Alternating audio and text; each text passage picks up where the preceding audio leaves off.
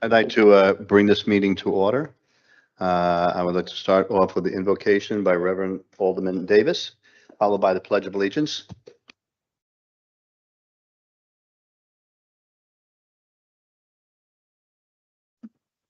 Let us pray. Most loving, merciful Lord, we thank you for the blessings you bestow upon Southport every day, upon the city, upon the residents, upon the visitors, and all who work here. We ask today that you guide us to make good and right decisions for the city. We ask also that you guide us toward patience, understanding, and kindness. Amen.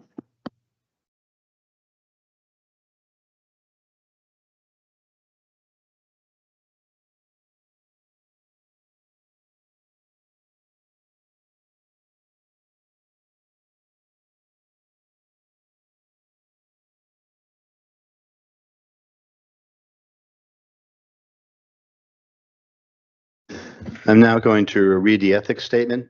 If any members know of any conflict of interest or the appearance of a conflict of interest concerning matters on the agenda, please so state at this time.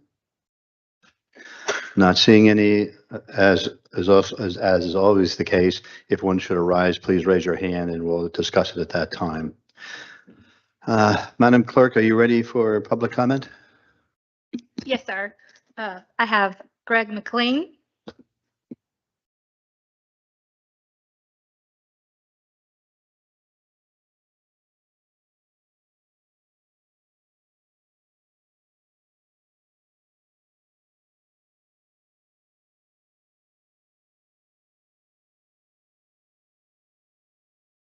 Okay, gotcha. Good morning. My name is Greg McLean. I live at 304 East 8th Street here in Southport. We bought this house probably 3 or 4 years ago, and we are on the very corner of Cape Harbor and East 8th Street. And our backyard is bordered to the John N. Smith Cemetery. And when I bought the property, I had questions about drainage there because of the elevation. I have some experience and knowledge of drainage, and I worked at Fort Bragg for 31 years as a maintenance chief. And one of our responsibilities was water control, sediment basins, retention ponds, and even terraces to control flow of water. But I asked, and the owners nor the real estate people, they just weren't honest, to be honest with you. At the time, we loved the place. We still love the place. We love Southport. But last year, about this time, we had a cloud burst last year. And my backyard filled up almost to the bottom of my house. It was below the rafters, but the whole backyard and my sheds had almost 1.5 to 2 feet of water in them. None of my neighbors on each side of me had a problem because their house is higher. The problem is being on the corner, I have 2 streets that are much higher elevation than the house. My neighbors beside me, many years ago, apparently put a pool in on their side yard next to us, and of course they elevated that to for the pool. Well, now all the water on my lot and about probably an acre of the cemetery is coming to my backyard. It's the only place it can go. The cemetery, thank goodness, is sandy hill. So when we have these cloud bursts, the water does soak in fairly quickly. But my backyard has become a retention pond. And I got to looking this week, I've been looking real close at the elevation and any solutions I might be able to come up with. And what I noticed was that over the years, the water coming out of the cemetery has been washed in sand like it does, and it builds up and builds up next to my fence. So at one time, that the land on the side of the cemetery was at the same level as my backyard, and I guess it all water collected there for years. Well, now that elevation is much higher, maybe a foot or more. So all the water comes to my backyard. Now I've made I've taken precautions for around the house. I've put in window wells. I have made diversions of water any way I could to alleviate this problem. Um, we had a cloudburst again about a week ago. And again, my backyard filled up in a matter of minutes. I knew we had like 4 or 5 inches of rain there in a couple of hours. But it came up to my air conditioning unit. I actually had to cut my unit off. It's in the backyard. I know now that I've got to elevate my air conditioning unit to protect it. But the problem is it's becoming a health problem now. If I have water continuously going under my house, then I'm concerned about mold. I'm certainly concerned about the financial loss I may incur. What I'm proposing is a solution. The only solution I see, there's an area, my backyard is about 100 feet by 60 feet, and it's pretty much level. On the other side of the next across the fence to the cemetery, there's also an area there that's almost identical in dimensions. There's no graves there that I'm aware of. I understand there's some unmarked graves in the cemetery, and believe me, I'm a great person that appreciates history, and I'm fascinated with the history of Southport. So I certainly don't want to upset anything or ask anything that would hurt that cemetery and its famous history. But what I would request is for someone to take a look at it and see if we couldn't put a retention pond in. It'd be on the fence line, on the property line, that would alleviate my water problem and sort of keep the water from running everywhere. This is something I don't know what other solution I have. I thought about, well, if I jack the house up and bring in fill dirt, then the water's going to stay in the graveyard or in the cemetery anyway. But that's not practical. A small retention pond would have a minimal cost, and it would alleviate my problems and that I have. I don't know whether I'm open for anyone that could maybe get me to a professional that could help me with this. I'm not an engineer, but I've done a lot of retention ponds and sediment basins at Fort Bragg. I was the maintenance chief there, and that was one of our key responsibilities. So that's what I'm here for. If someone could maybe give me a direction I need to go in and come up with some kind of solution possibly. So, sir, to get a response, when you give public comment, we don't respond back and forth to get into a debate. But if you would like a response back from the city, would you see the clerk afterwards and give her your contact information so they can get back to you? I will. Thank you, sir. Thank you very much.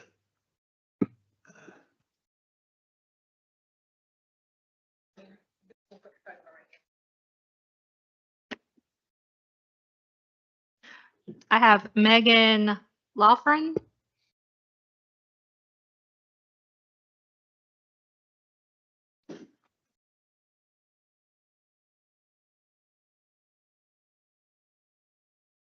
I did not know I was going to speak today. I live at 814 Cape Harbor Drive. My family's been there since '94. My parents never had any flooding problem until Florence, where we got completely wiped out. My father had to go to Florida to live with my sister while we fixed the house. We did not have flood insurance because it was not deemed a flood zone, so my parents never bought flood insurance. So we fixed the house ourselves. Then the cyclone came last year and it blew us out again. So we just moved back to the property. We fortunately had flood insurance this time. We just moved back to the property and we almost got it again the other day. So I am here to see if something can be done for that drainage system that runs between Cape Harbor and Memory Lane. When my parents lived there, it was cleaned out at least once a year. They would get water up close to the house and it would come into the back porch a little bit, but it never caused them any need to replace the house like it has happened 2 times in almost exactly 6 years. So I certainly don't know about that business, but I am hoping that somebody here can figure something out because we are living on pins and needles every time the sky opens up. That's pretty much all I have to say. I'm looking for some resolution here and some help from the town. So thank you. Ma'am, the same response. If you just give the clerk your contact Thank you information. for your time.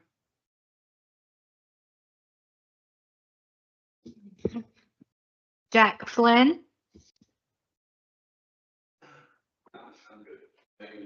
We live together.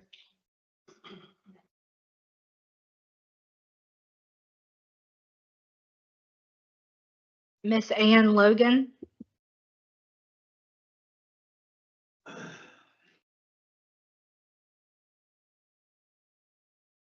So the topic of the day is flooding.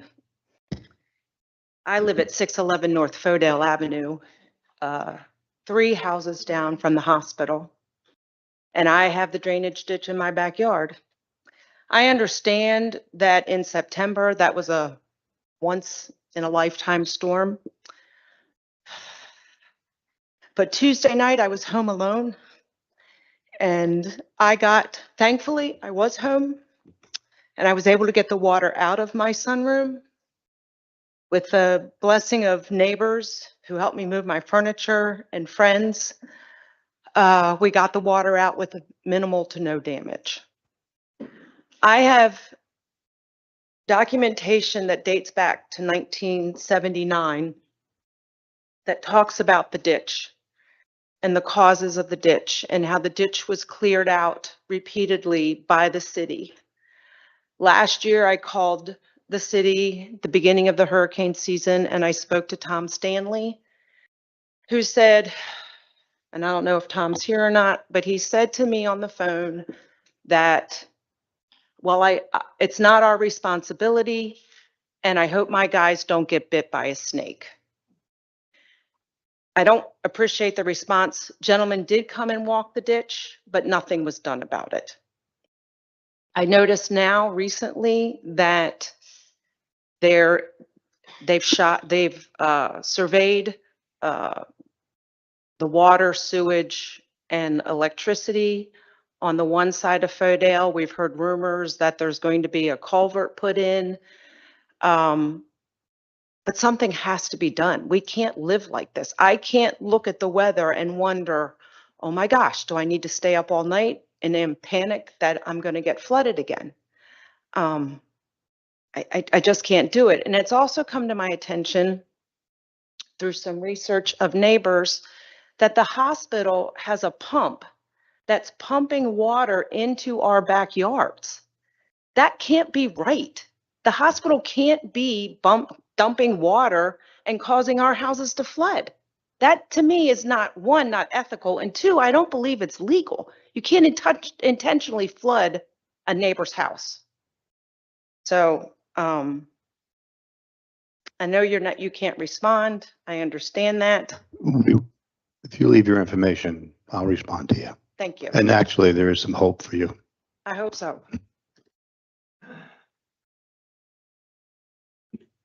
Mr. Woody McElroy,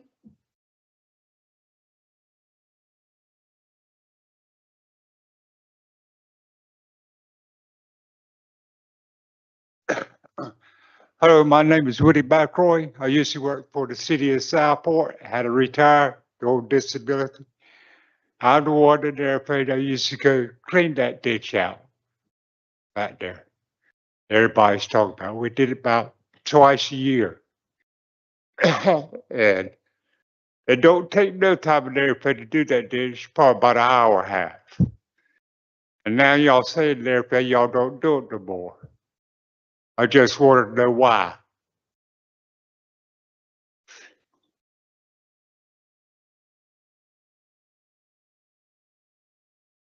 Sir, in public comment, we don't go back and forth. Certainly ask all the questions you want. Make sure the clerk knows how to contact you, and you'll get answers to your questions. Okay. Okay. But I used to live at 613 Fodale. Well, I did. Yes, sir. All right. Thank you, sir.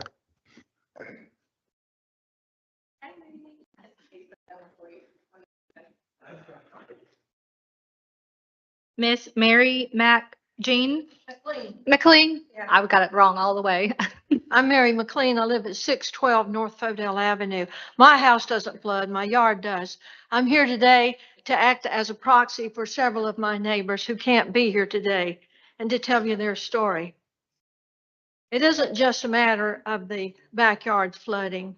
These are people who've come here and put everything they have into buying a home on Fodale Avenue. And even when no-name storms come, they have to go in and carry everything in their house out to the yard because it's flooded. They're losing my one neighbor who asked me to speak for her today. I know that she came here from Robeson County, took the money that she got from her family land and bought a house in Southport in short order. It flooded multiple times, not just during hurricanes. So the long story is, short story of a long story is from the hospital all the way down Fodale to Memory Lane and across Memory Lane. I know of at least 8 houses that have flooded inside. One of my neighbors, who's 87 years old and has lived here and worked here all his life, told me that his home has flooded at least twice. And last evening, he pointed out to me, he said, right across the street from me, between those 2 houses, is where it stops. That's where the water stops running. And I respect him because he's been here a long time and he's a smart guy and he's an honest guy. And when I asked him to come today, he'd already had a prior commitment, but he said, Mary, you're wasting your time. And this is what he said, because this town doesn't care anymore. In 1979, when James Connaughton wrote a letter to the state port pilot and came to the town and he said, I'm sorry to say, but my backyard is flooding. The town acted. They came onto private property and dug a ditch. When they dug that ditch, does it not imply that they have a responsibility of care for the ditch that they dug? If the ditch wasn't there, the water that came from the hospital, it could go all over. It could go somewhere else. So I think there is a responsibility to these people who could be losing everything. And what more can you say? The other thing that I do think about is, with all this flooding, you're creating a group of people who are absolutely desperate. You don't want to do that. They will do something. They will try to protect their property. Could you blame them? I wouldn't. And the other thing is, what is their recourse? What can they do? Well, let's see. They could take that ditch and fill it back up and send the water back where it comes from. That would be one thing to do. And the other thing they could do is go to the media. And they could let every newspaper, every print from Calabash to Hampstead know that this town of Southport, this happiest town in America, happiest seaside town, will also deliver the sea right into your living room and around your mattress when you wake up in the morning. That wouldn't be very good press for this town, would it? It wouldn't look good for development. And there we've got over 100 houses being constructed across from Northwood Cemetery. That's a lot of concrete and asphalt that's already put down. And my 88-year-old neighbor also said, Mary, it's only going to get worse. So I plead with you today to take some ethical action. I think it would be very simple to see where the blockages are on that ditch. That would be a nice, simple thing to do. And the other thing might be to go back to the source and see where the water's coming from and see if it could be diverted. I do remember that a great deal of work has been done underneath Atlantic Avenue, and the hospital and 2 nursing homes. I would think their water could easily be diverted down Atlantic through that nice culvert system that's underneath the street. Thank you for letting us complain today. I hope you'll take us seriously.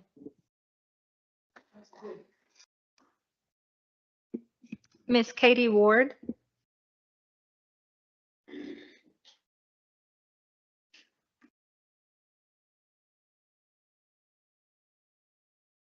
My name's Katie Ward. I live at 613 North Bodale Avenue. Recently, we've had a lot of flooding. Tuesday night, we almost lost our house again. I've lived through 2 floods in that house, one during Florence and one during the last cyclone. That is the scariest feeling you've ever had. And again, almost lost it Tuesday night. I had to take off work. Wednesday, couldn't even go into work just to clean the bottom of my house out, which we lost our air conditioning system once again. In 2018, Florence hit. And we knew we had a problem. The city of Southport said it wasn't their problem with the ditch. 2019, they decided to dig another culvert and redo the ditch. We have pictures of them going through our backyard. Didn't even tell us, didn't even tell my Uncle Woody. They just did it. And that was perfectly fine. We had no problem. We were happy that they were actually doing something. And we thought this would clear the problem out. Once they dug the hole and they put the pipe in the ground, they pretty much said, it's your problem now. Ever since I was little, I've seen my uncle clean that ditch out. I've seen him clean out several ditches around Southport. Never complained any. When he retired, no one else even touched the ditch. That's what caused the flooding. Something needs to be done. That ditch, when they dug it during Florence, it was every bit of 4 or 5 feet deep. It helped. But in the past years, it's been filled up and filled up and filled up. We don't have the means to do this by ourselves. We don't have the equipment. And there's not one person that is on that ditch line that will not agree that it needs to be fixed. It needs to be dug out every single year. It has been done so for the past 20 something years since my uncle has worked for the city of Southport, that it has been done. I want to know why it's not being done now. Why is it our problem? Because in 1970, the city of Southport deemed that land buildable, that it was okay to build on that land, that the water levels and so forth were not going to destroy anything on that property. In 1973 is when the first flood happened. Miss Knowlton, which is not 1979, it's 1973 is when she first wrote the first letter. It flooded. It flooded the land. They were supposed to do something. And since then, she wrote in the paper and she got something done. After that, they dug the ditch out for years and years and years and years since then. And now, in the past 10 years, they say it's now our problem. I don't see how that's right. One, again, we don't have the means to do it ourselves. You have a lot of elderly people in that neighborhood that don't have the know-how or like I said, the means to do it. And not only that, everyone on Fodell and Cape Harbor, you can look at that and every other house is for sale. You want to know why? Because the city of Southport is not doing anything to help the floodwaters. I understand now that we're doing some kind of experiment with the floodwaters, but that ditch is our #1 problem. It needs to be fixed. And I understand that this is a year project that we're doing, but we need relief now because again, a little rainstorm almost took us out. It almost ruined everything again. I'm still in a halfway house. My house is not done at all. it's almost destroyed. I've got 3 rooms that we can be in. And that's it, because I still didn't have the money or the funds, neither did anyone else, to rebuild their house. A lot of us didn't have flood insurance. A lot of us can't get flood insurance because we can't afford it. I just don't see how it's our problem cleaning the ditch out when for so many years the city of Southport took that on, and now it's our problem. So, said my piece. Mr. Ed Long.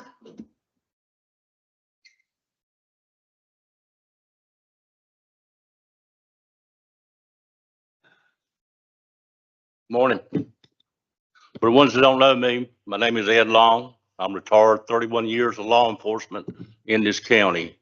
The most of it was in Southport. And believe me, I'm familiar with that ditch. I bought a house in the early 80s and it was good for a while. When my house flooded the first time, I found out the reason. When the houses was built, the ditch was turned, running to Bonnie Creek. And the reasoning was it was the good old boy thing back then. And that's the way it was. Well, the ditch was never hardly cleaned out. And when I was younger, I would hire people to help me clean my area. Well, I tried and I tried to get the city to help me. Nobody would help me. And this started in 71, mind you. But my house weren't even built yet. My house was built, started in 79 and was completed in 1980. But I'm not the first owner. The owner had it. I guess they had a problem. I didn't know about it. And I bought the problem in the house. Well, back to the ditch. Used to, the town would get inmates, 025 prison unit in Wilmington. They would come over, they would clean the ditch out. Actually, some of these guys was very talented. They know water does not run uphill. That's a good thing. Because by going in there the last couple times they went in there with rakes and raked it out. Now they made the sides pretty, but pretty don't get it. I don't care how ugly it is as long as it works. But that's still the biggest problem. I've spent thousands and thousands of dollars. 2 new refrigerators, every appliance you can have in a house, my air conditioning, heat, you know what they cost, I'm for sure. Dishwasher, just every appliance was gone. And so my savings is to the point that I don't have any. So it's time to do something or move forward in a different direction. And I know y'all know what I mean. So I just want to know if the city is going to try to do something. I was told by this man right here, by the mayor, but it hasn't happened. So I just want to know what we're going to do, and then I'll know what I need to do as an individual. If anybody else is going to do anything, that's up to them. But I know what I'm going to do. I can't keep living like this. And all the water that comes from the hospital, complex home, all that comes down there. That's not a problem. It used not to be really a problem. But understand we have more water coming in. It's like that last time, that little bit of rain we had, it flooded my sunroom. Thank God it didn't get all the way in my house.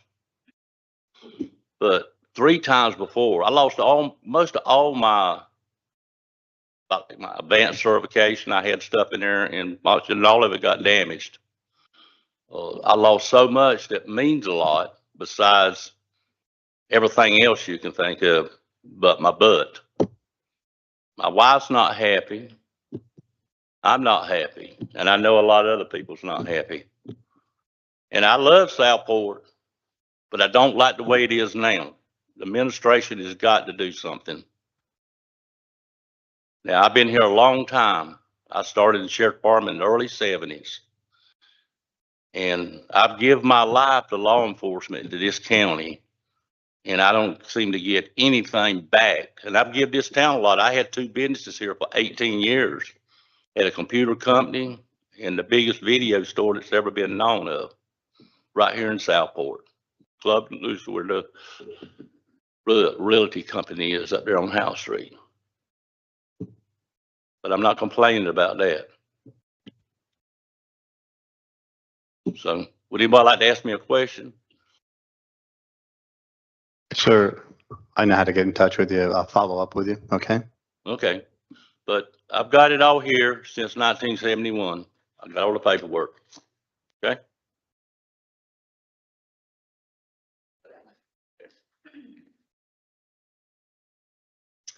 I have an email that was sent in this morning from Tammy Saxton.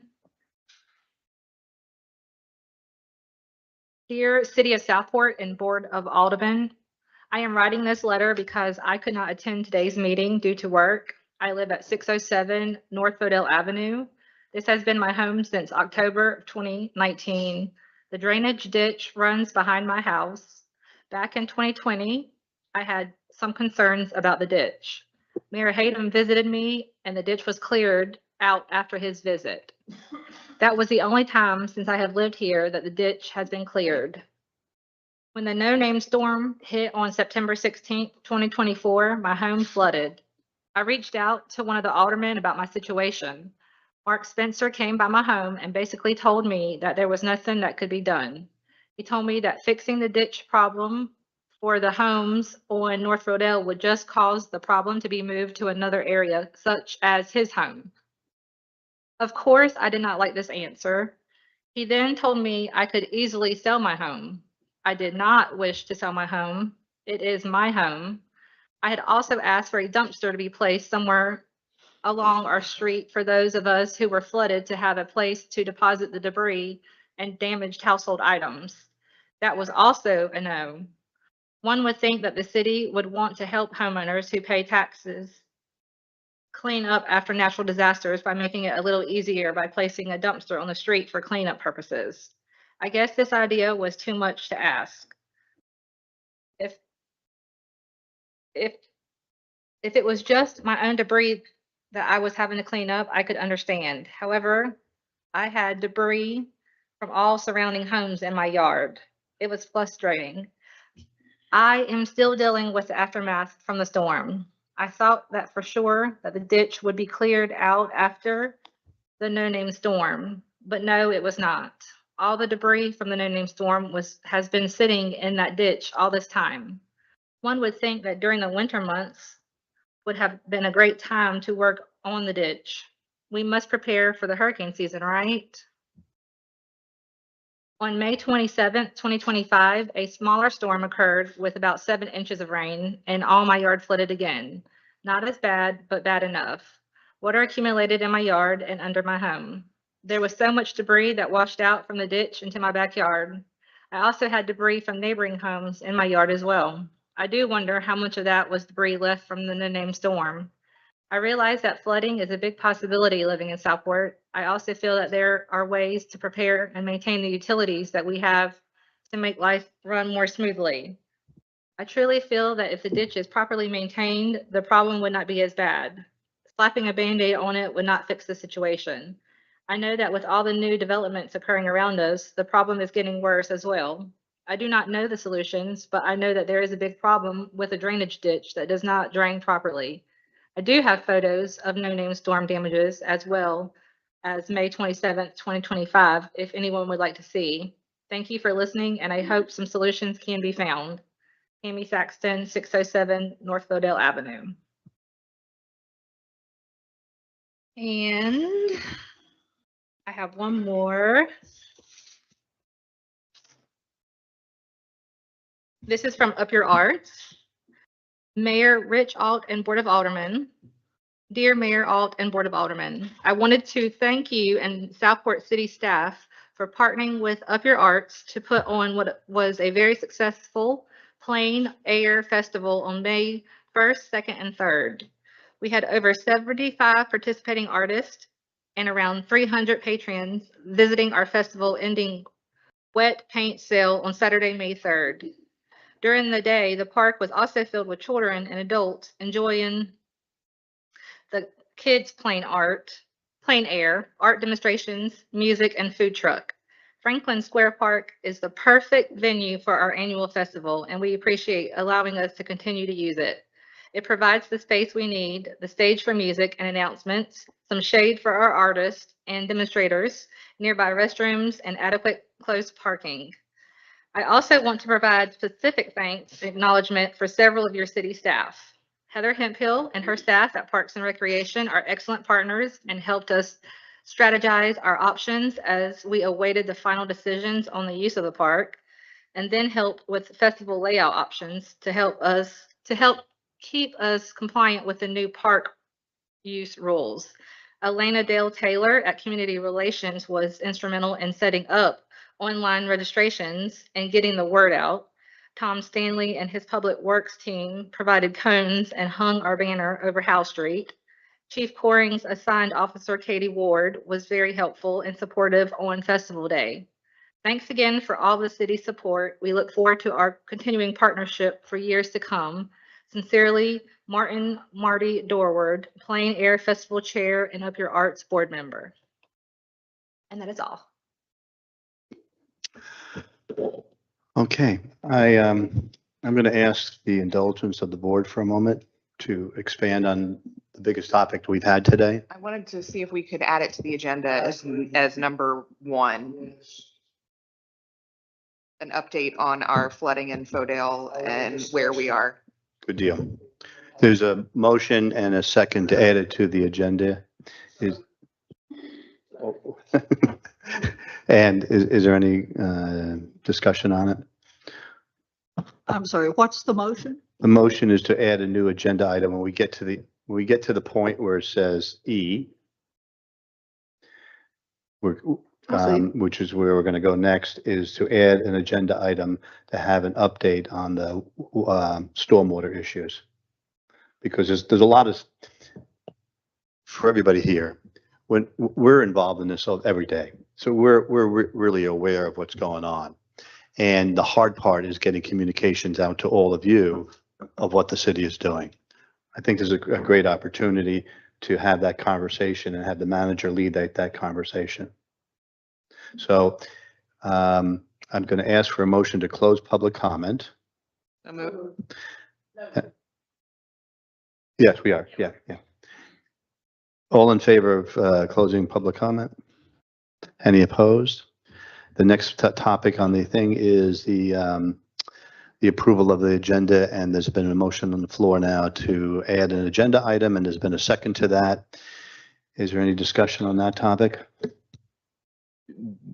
Do we have time to get one of our engineers here to participate in the conversation? Well, we can try to do that, but I think if we can do that, that'd be great. But I think there's enough. We have enough information amongst ourselves to talk about that stuff. All in favor, say aye. Any opposed? So we'll add an agenda item to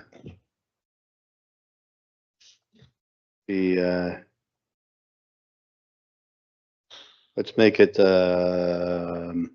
item number 2, so we can get the parking thing done and out. That's okay? Or do you want to do it 1? Make it 1 or 2? Should make it 1. All right, let's make it 1. We're gonna add it to agenda item number 1. All right, so is Now we need to approve. yes, ma'am, I do know that. Now I'm going to ask for a motion to approve the agenda. Second. There's a motion and a second. All in favor? Any opposed? The next is I'm going to ask for a motion to approve the consent agenda. Second. There's a motion and a second. Is there any conversation? Not hearing it. All in favor say aye. Any opposed? It's unanimous. The next thing is the special recognition, I'm sorry, for Dozier Hospital. And I'm going to ask for the Dozier Hospital people to meet me at the podium over here.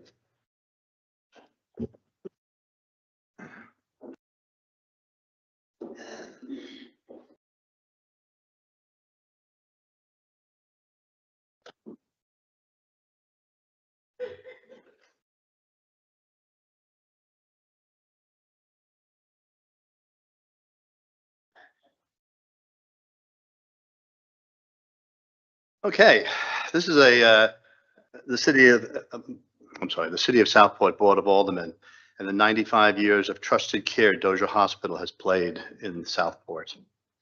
And so it is my pleasure to represent the board in this proclamation. Whereas J. Arthur Dozier Hospital has been meeting the healthcare needs of Southport and the surrounding communities since its founding on June 2nd, 1930.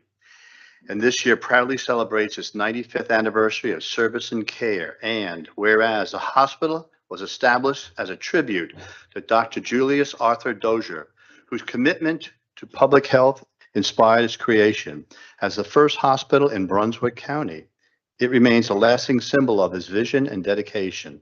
And whereas the Board of Trustees, staff, and volunteers at J. Arthur Dozier Hospital have consistently built upon the legacy of the hospital's founder, ensuring comprehensive, compassionate, and extraordinary care for 95 years. And whereas J. Arthur Dozier Memorial Hospital has shown its commitment to patients through additions of cardiac rehabilitation, primary care, women's health services, the wound care center, therapy services, and comprehensive orthopedic care. And whereas J. Arthur Memorial Hospital continues to demonstrate its investment in healthcare in the community through its construction of a new emergency department facility, along with several clinic and department renovations under phase 1 of its master facility plan. And whereas J. Arthur Dozier Hospital began serving the citizens of Brunswick County in the early 1930s with just 2 physicians and 5 support personnel, and today it has grown to include more than 500 physicians, staff members, and volunteers. And whereas dedicated to providing advanced state-of-the-art medical care and surgical services throughout its growth and evolution, Dozier has remained committed to delivering high-quality, compassionate care, a tradition that continues to be the cornerstone of its mission. And now, therefore, I, Rich Ault, Mayor of Southport, do hereby proclaim June 2nd, 2025, as 95 years of trusted care, Dozier Memorial Hospital Day in the city of Southport, and encourage all citizens to join in honoring the hospital's outstanding legacy and service, dedication, and trusted care to this community the second day of June 2025.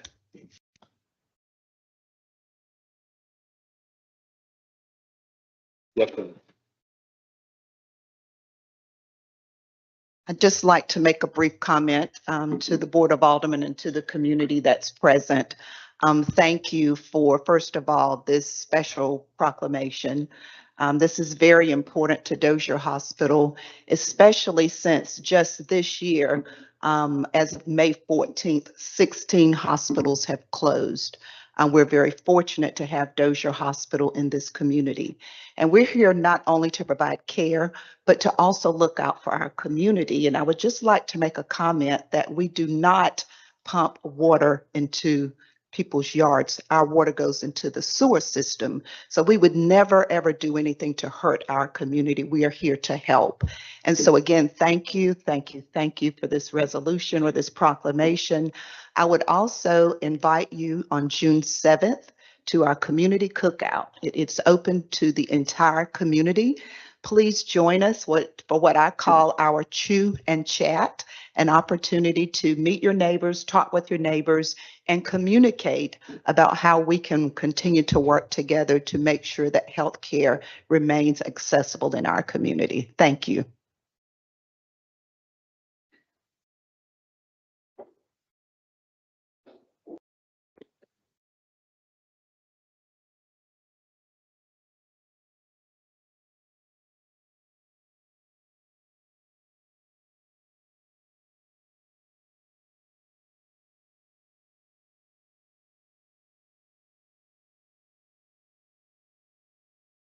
Okay, so we are now at agenda item number 1, which is the new agenda item, which has to do with an update on where the city is on the various stormwater projects.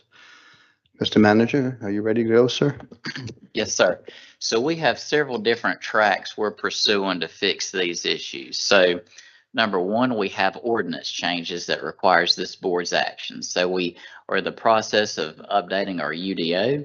So that's going to the planning board this coming month to have them review those ordinances and bring that to the Board of Aldermen for any fixes we can do to permeability in the soil, any building regulations we can update from that standpoint. Secondly, we're pursuing grants through the state and federal government to get us the funding we need to be able to update our entire stormwater system. We've also had a strategic study done throughout the entire stormwater system to say where are our choke points at, where are the biggest and critical areas, which of course Fodell and as y'all say, y'all's area is one of those greatest points. So we're pursuing those grants that will be coming down the line here in the next few months. In that same line, we're also pursuing city funding. So we're not waiting on the grants, we're pursuing and appropriating city dollars to continue to update our stormwater system through the work that we can do from our public works standpoint. And then looking at how can we administratively through my actions and then bring to the board ordinance change, how can we then create a policy to look at what has been done in the past and how can we fix those issues going forward with correcting those past issues and also looking at how we can go back to what everyone was accustomed to through those changes and through those cleaning out of those ditches and areas so that we have the flow that's needed. So there's a lot of different tracks we're going down to fix this issue. So, you know, from my standpoint as manager, I want us to get a whole of government stormwater system approach. We need a comprehensive plan to look at bringing these tracks together and how can we effectively together solve these issues that have been going on for a long time. Go ahead. As I understand it, when we were talking about cleaning out the ditch, we were running into issues about some homeowners not allowing us onto the property, if I remember correctly, because we don't have an easement in order to access those. Is that correct? That's right. So then there's a separate issue we would have to track along with those legal issues. So, you know, certainly I think some folks would be allowance of those to allow us to come and do that. So I think we also have to pursue that from that standpoint and getting written permission from the owners, which I think we can do. And then there's also a next issue with some of the streets that are state roads that then it would be a DOT thing. So we have to work in consort with our state representatives to make sure DOT is doing what they need to do from their standpoint within the state streets and the state roads. But yes, the legal issue is one of them. So I just wanted that all of the folks on Fodale who are here and will go back and talk to their friends and family to know that we are actively pursuing a way to help them. And that there are some neighbors who won't allow us onto the property to clean the ditches. So that it's an issue that we are working on, and without the easements to be able to do that, we're stuck for a little bit. Y'all seem to be working well together and communicating. See if you can talk to your neighbors. We're going to give you some more information first, okay? And to follow up on what Rebecca said, that perhaps our city manager can reach out to Brady and look and see if there are alternatives that we can pursue. Brady is the city attorney. Okay, I'm trying to lower my blood pressure. Can I help you by saying that Mark Spencer's house floods every freaking time it rains here? Yeah, sure. So he is very sensitive to this issue. Yes, I am so sorry. I understand what it's like to have water creep into your house and to not know which thing to grab first. You had 4 feet. It's not creeping. It is, well, it's a ditch that was 4 foot at the ditch. It was an inch in my house and it came in, and I built my house now to where PVC walls, just I love my house. I like that I have a home in Southport without having to lose my mother. I can live here at the same time with her. I'm very thankful. I'll take anything I've got. 'Cause it's home. So I flooded 3 times. In 2 hours, the water came into my house. So that is that. I'm okay. God is good to me. On Fodale, I have spoken with many of you. Mr. Long, I've come and sat with you many times, and never, ever, ever has my mouth said there's nothing can be done. Bullshit. I've never, ever, ever said there's nothing can be done. Now, I don't think going to that ditch and putting a pipe there and a drain is going to get more water away. So I have said, let's go along the road and build a new drain, duplicity, not 1, but 2. Catch that water and let the ditch do what it does. That's why I'm not cleaning out the ditch right this second. Now, Miss Sexton, who put my name in that email, I would never say this. I would never talk about this. But I didn't go to Miss Sexton's house as an alderman. I took my lawnmower in her yard while she was away for a 30-day visit somewhere because she needed help. And I cleaned her yard and I maintained it until she got back. And she was struggling and asking me what to do. Never once said, you can't do this. And I don't appreciate her saying that in an email that was read in public after I went and have always been available. Not only did I cut her grass, but then I fixed her lawnmower so she could cut her grass. Miss Mary McLean's across the street and she knows this. And I'm disappointed in Tammy Sexton writing that. I know I'm a politician and I should take that. But when you're out there helping people and they turn on you because they don't get what they want, really? Yeah, I'm tired of Southport too in certain ways, but I ain't going nowhere. So I am really interested. Next Thursday, a week from Thursday, I'm sponsoring something to try to make sure that we start with the beginning, which is the Bonnets Creek. And I had a video that I posted for the aldermen to see. And one side, the Bonnets Creek inland is full and 3 foot lower water level. It's spitting out like a pressure washer. There's pipes running through the middle of drain lines. So when y'all fix your water, it's going to come to our neighborhood worse. There are other people that are involved in this. There are other emails that haven't been read yet. So next Thursday night, a week from Thursday, the 12th, we'll be discussing it. It's probably the most important thing that I see in Southport right now. There are 2 things, a way to make money and a way to fix things. And you need money to fix things. So I do not appreciate Miss Tammy Sexton for misrepresenting my help to her. It was a mixture of real estate trying to help someone get out of trouble and not trying to say, I'm not going to help you, you need to sell your house. That is not Mark Spencer. Anybody knows me would know better. So I got to clear that up. And otherwise, it is the most important thing we need to do. We got to find some money and we got to fix it. Being from here, yeah, I don't like the new development, but it is clear sitting in this seat for 2 terms that we don't have the right economic situation set up to where we can pay the bills. We can't pay for these drains. We're beggars. We're going to Charlie and Dr. Bill and saying, please bring the money up. Or we have a federal disaster. That's the only way we get money. We don't generate it. We give it away for free. So I'm struggling. I am here with you. I will do whatever I can for your drainage issue. I know what it feels like to throw away my father's Bible. I know what it's like. And I can do that. I can do that because I still got Southport. I still got my life. I can make something new. I apologize for y'all struggling. It is personal to me. Thank you. There's 2 things I want to clear up. One is the hospital squirting water into the streets. It's not. What could be confusing is there's a building across the street from the hospital, Liberty Landing, which is not part of the hospital. And they have had flooding inside that building. And during the infamous Tropical Storm 8, they had so much flooding that it was going to require the evacuation of the building. And as Chief Drew knows, that could not be done when it should have been done because we were an island. We couldn't move anybody.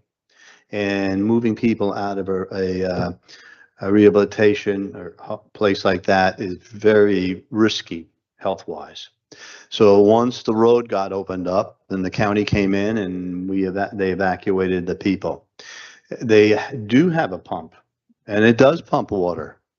And they have done extensive renovation of the building after September 16th.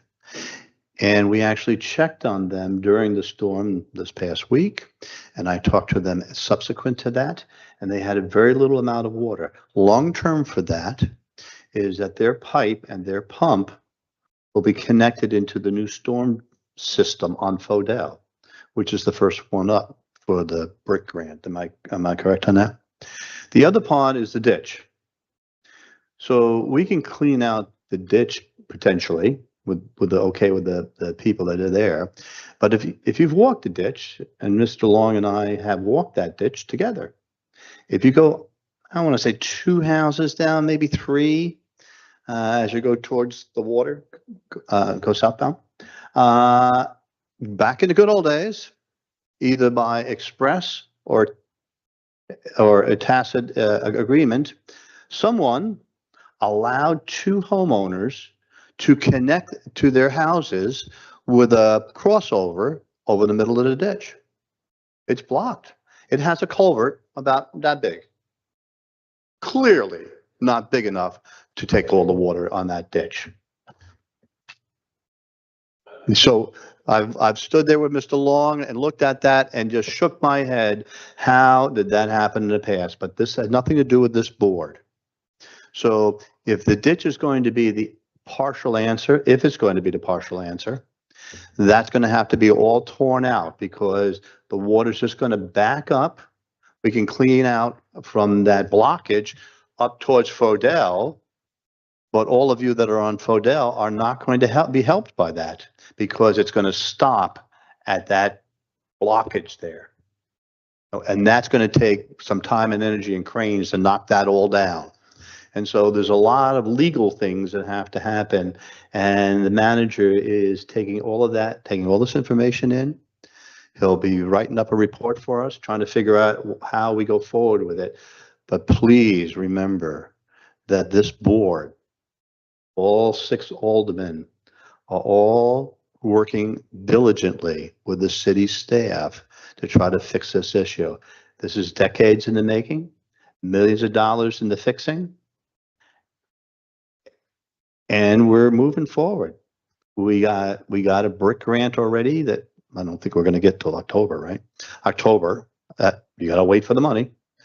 There was $1.5 billion by federal money was given to this part of the country for the Tropical Storm 8. We all put in our dibs, what we wanted, which only came out to approximately $750 million. That means there's $750 million unencumbered. So we're going back again to look at that. As we sit here, the engineer is writing up a proposal to attempt to get more grant money based on the recurring flooding that happens not just on Fodell, not just on Stewart, but all over the city that's flooding. But you have to start somewhere. So we mapped it out. That was a year in the making. This board. And we didn't map it. We hired Oh, an yes, engineering yeah. company. We hired an engineering company to map it out because you can't ask for grants until you have a plan. And so we had to go through these steps and they take a while to do that. So last year was the mapping process and the board was advised of that. Then we could apply for grants and the manager is working on that. Some of that has already been in the works. More of that is coming. It just takes a ton of money. So we need to work with the people who live along the ditch. We have to figure out how we break that blockage out of the way, because it will not get to where it's supposed to go until we have that done. I'm sorry, before we go on to the next topic, is there anybody else who wants to speak on this? I apologize if I took the mic.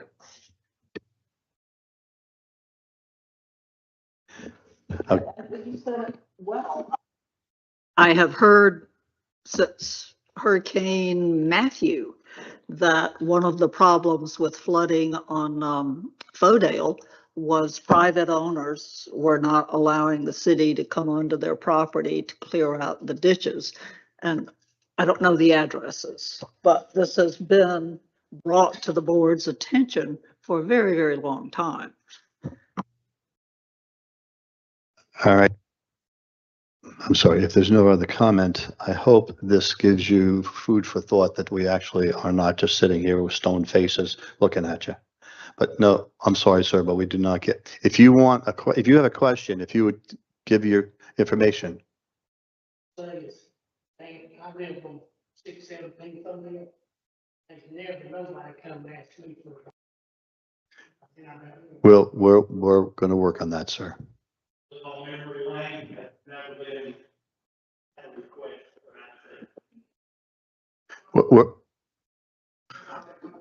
The manager has taken this as a thing to go look into, and I can tell you that this manager will look into it.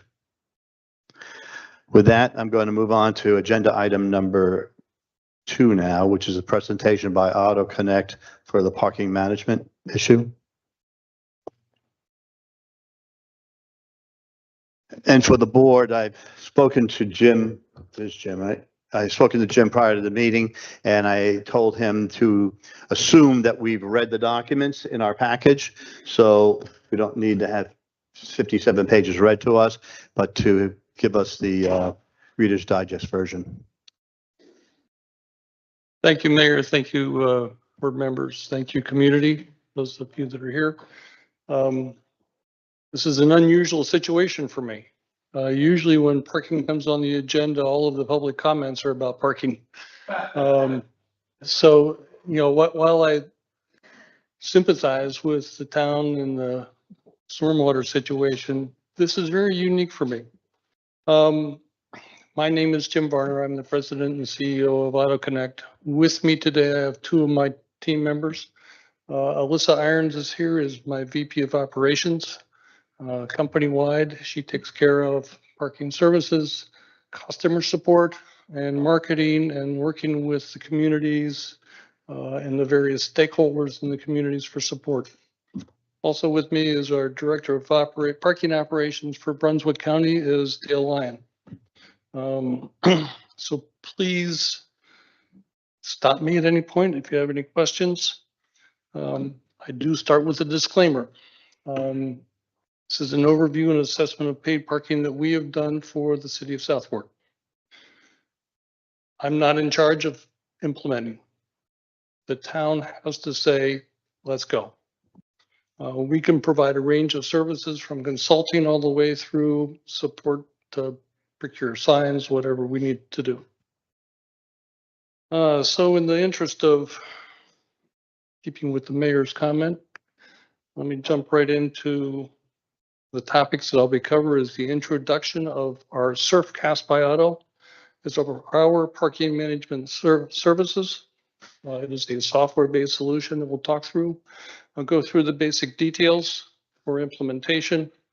Some parking areas that we've observed for consideration for paid parking, what the costs are, and then the actions required for implementation. Surfcast is a mobile app and web-based solution. We use cell phones, cloud services to implement paid parking from both a permit standpoint and from a parking citation management standpoint. We do not support meters or kiosks. Almost all of our customers are in a coastal environment where the salt air corrodes those things and they break, they fail. And if that's not enough, people like to vandalize them. So we just don't do it. We do everything via phone, smartphone via the app.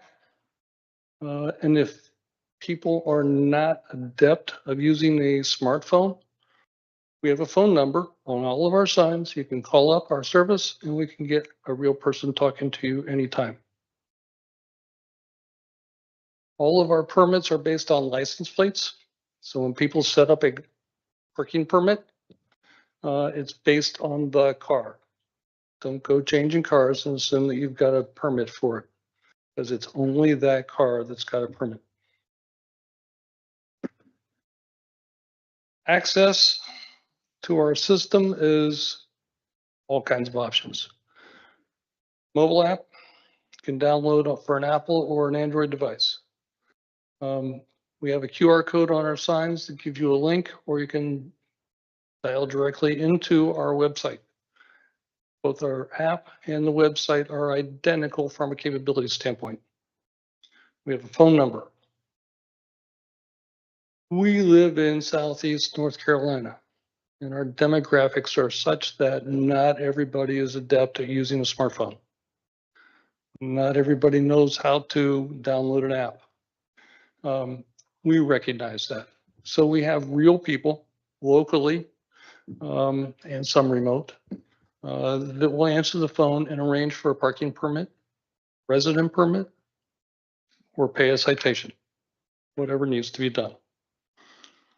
We also have parking attendants that rotate through the town whenever we are contracted to do so, and they can also help. Our goal, very simply, is to create value for the city. We want to make the parking management solution simple, easy to use for both customers and for the city staff. Excuse me. Residents. We offer a range of services for residents, and it's up to the board how you want to do it. We have some of our towns provide 1, 2 free permits for their vehicles to use within the parking area. Some towns, Oak Island, has a $10 per vehicle fee for residents. Sunset Beach has $25 per vehicle for residents.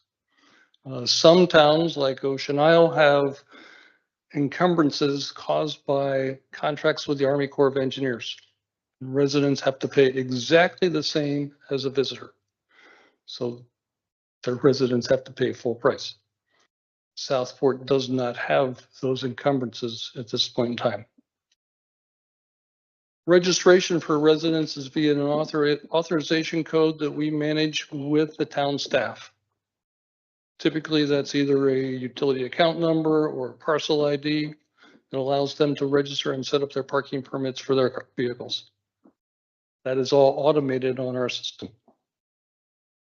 Once a permit is obtained, it's good for the duration. Typically, it's the calendar year through the December 31st.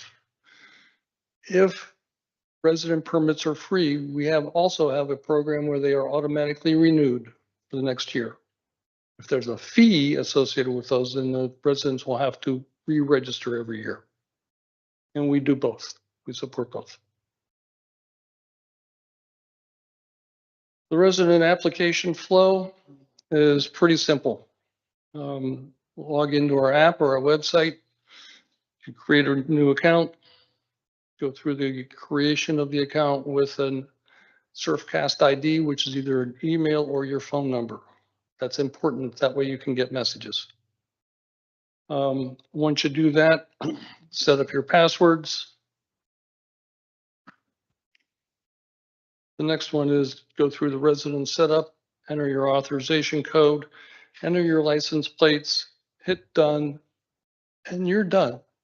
It takes less than 2 minutes if you're prepared with all of your information, your authorization code and your license plates. If there's a fee service, That would be one extra step. Then you have to have a credit card or debit card to pay a fee. The same thing applies. I'm sorry, I didn't hear that last sentence. If you have what?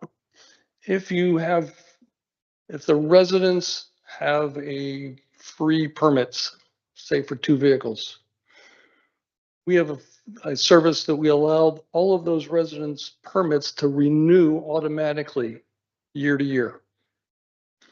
If you pay a fee, if you determine that residents pay a fee, $10, $20, $50, whatever per vehicle, then those residents will have to renew those permits on an annual basis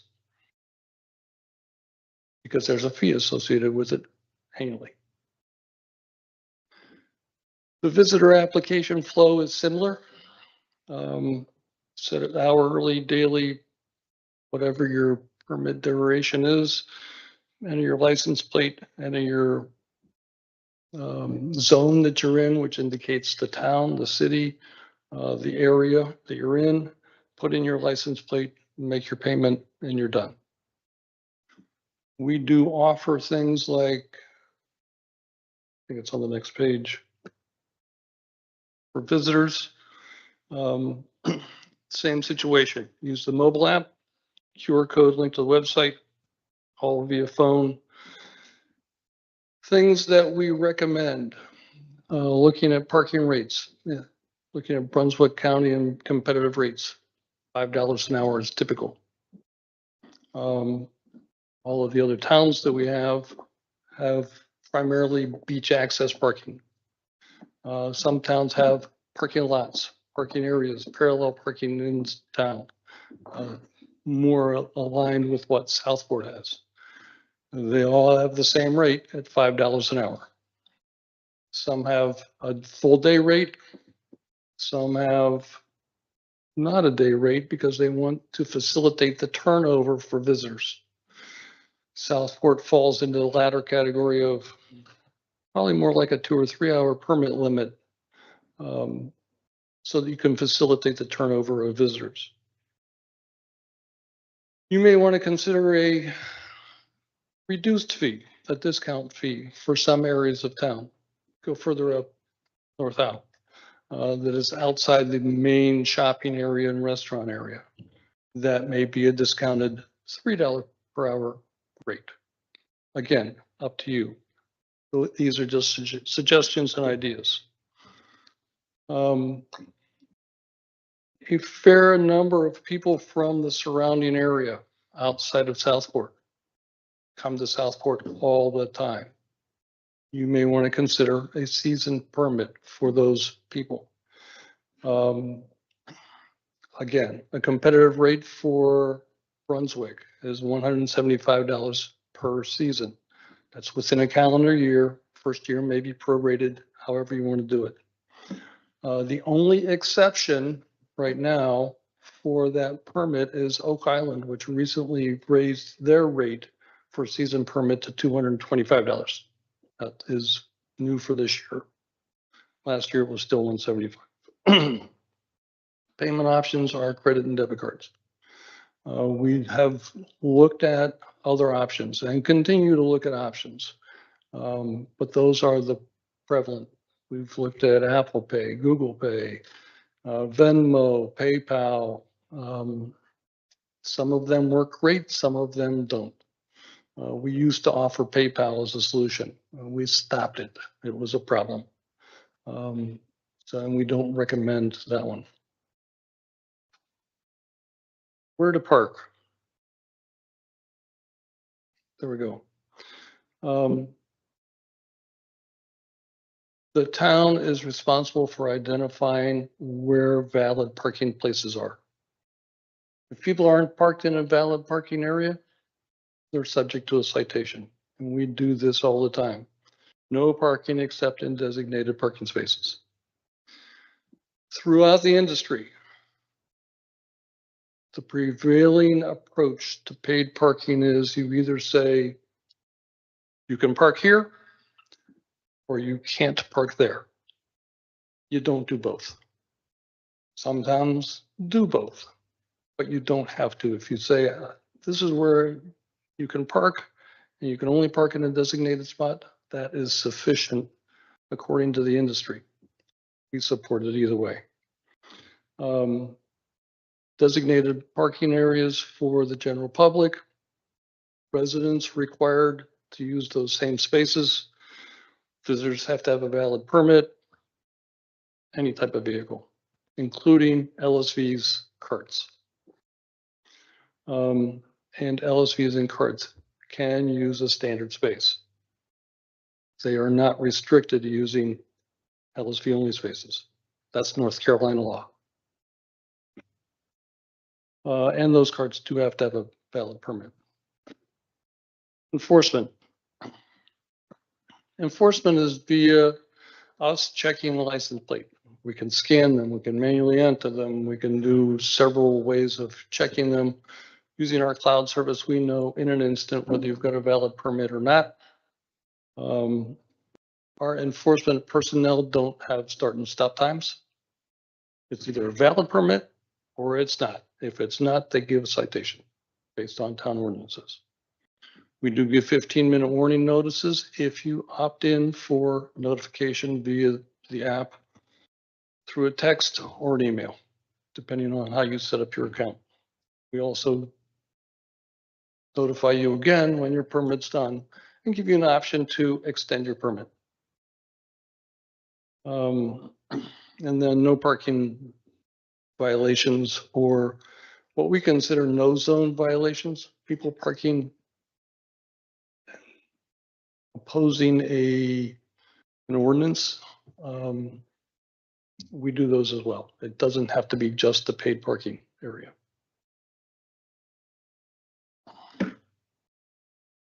Typical ordinance violations that we can check for. And these are things that, again, are up to the board whether you want us to enforce these or if you want your police force to continue to enforce these. Things like parking within 40 feet of a street intersection, blocking a driveway or mailbox, sidewalk, crosswalk.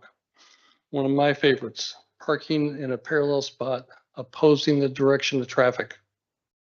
That's a huge safety problem that we run into, and I'm personally involved in that one where somebody riding a bike like myself is going down the street and the car is pulling out into oncoming traffic. And I have a very sudden stop in the front end of a truck. So that one is near and dear to my heart. And coastal communities or areas where there are a lot of pedestrians, this becomes very important. Parking on any portion of the roadway. I see all the time coming down House Street. Trucks parked in the next, here's a white line and here's a nice parking area and there's a curb. And their tires are out in the roadway. That's a parking violation, even if they had a permit. We do get involved in other areas. Things like parking in a handicap spot without a handicap hang tag or a license plate.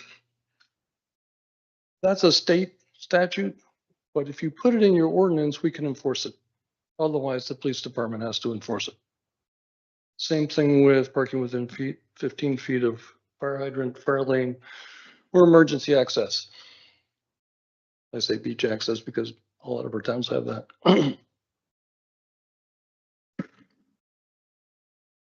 Typical citation fines. Excuse me. Under North Carolina law, parking violations can have a maximum fine of $50 unless it is a handicap spot or emergency access. Because paid parking is still relatively new in Southeast North Carolina, we've offered what we call same-day violation discount to clear your citation. We typically do that if $25 or half the price. If they pay it same day they got the citation by midnight. This has turned into a real fun topic because several of our competitors now offer this. We've offered this for 6 years. And we're seeing more and more companies start to offer this. Typically in the parking industry, the citation payment rate runs about 60-65%. With this, we get over 80. So we clear out an awful lot of citations with this capability. Some towns also require a late payment fee if it's not paid within 30 days. Some even within 10 days can do it. Typically, it's within 30 days. And then there's a $250 fine for special violations, in particular, handicap space violation. Sign templates. This is our typical sign. We put town logo, pay to park, 3 ways to pay, either via the mobile app, QR code or website, or via phone. Zone numbers can be however we set up the town. And then the details of, is it seasonal? Is it all year round? 9 to 5, 8 to 8, whatever the board decides the period is for paid parking. Parking enforcement areas, I highlighted in the package 2 specific areas that we are very familiar with, the downtown area that we would consider premium parking. And you may want to consider moving further out North Howell is a discounted parking area. Other areas of town may be resident only or can be other discounted parking areas as well. Again, up to your recommendations, your decisions, and we can go from there. Costs for implementations. The cost of this town to implement paid parking is the cost of signs and installation of those parking signs. Done. I do not charge for setting up Surfcast or my system for the city of Southport. The signs that we procure, 12-inch by 18-inch is a standard street sign. They run about $75. Sometimes we're able to get them for less. Typically, we try to get them for less. If you procure those signs through us, we transfer those costs to the city at cost. We do not mark them up. We do that as a service to the city. Installation, we assume that your town staff, Public Works Department, who knows the materials that you're putting it into, can install those signs. We recommend 1 sign for every 4 spaces. Simply put, there's always a sign no more than a car away from where you're parking. Some of the areas may only have 1 space. Okay, you got to put a sign up there. Some areas have 12 spaces. Okay, you need 3 or 4. And we can help with where the signs should be located. Fees. We prefer a revenue sharing model. In fact, that's the only model that we really support. We avoid fixed costs.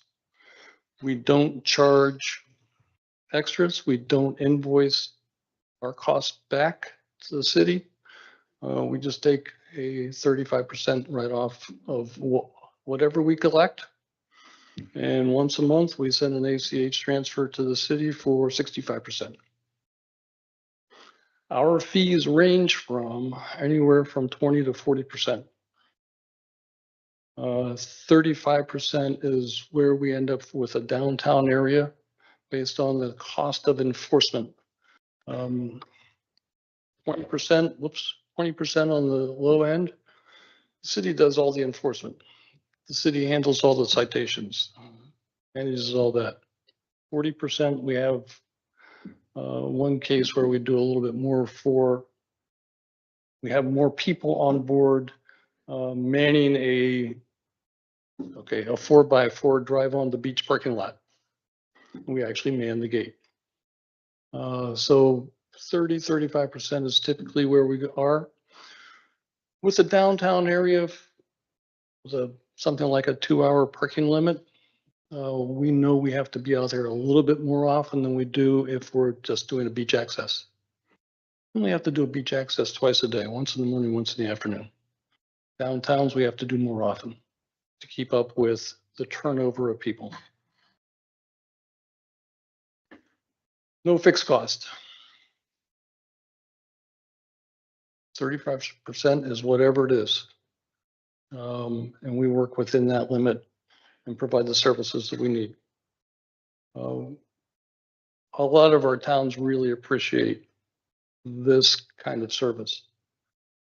Once the parking is set up, it's pretty much hands off from a town standpoint. And they get a deposit in their account once a month with a detailed auditable report of every transaction. Simple. We want to keep it really simple. Okay. Actions. If you want to proceed with a paid parking solution, and if you would like us to be your vendor, first things first, you need to decide to say, we're going to do paid parking. Second, approve a contract. If it's not with me, with somebody else. Pick your dates and times of when you want paid parking. What are your rates and fines? What are the ordinance updates that you need to put in place? Set all the parking locations. That's it. What we have to do, work with you on the signage, procurement template, get the street rates, locations set up. Decide if it's a pay to park area, a resident only area. Support all the excuse me, support all the documentation templates and help the town distribute that. We work with stakeholders. We provide public announcement support. We provide input to your website. We put all of your information on our website. And then finally, we set up our SurfCast system specifically for the city of Southport. We have, I think, 6 or 7 cities on our system today. Add you right in. From the time of approval, it takes us about 1 to 2 months to get its system set up and running, whether you want it set up by Labor Day or for next year. That is, again, up to you. We are here to serve you and react to whatever decisions you need. Questions? Questions, Frank? Do you have a question? You've obviously looked around town. Approximately how many spaces do you think that you'd have to designate as paid parking? Just, I'm sure that's going to be a swag, but our quick estimate was close to 900. 900. And that's about, I would say that's about average for what we support in a city this size.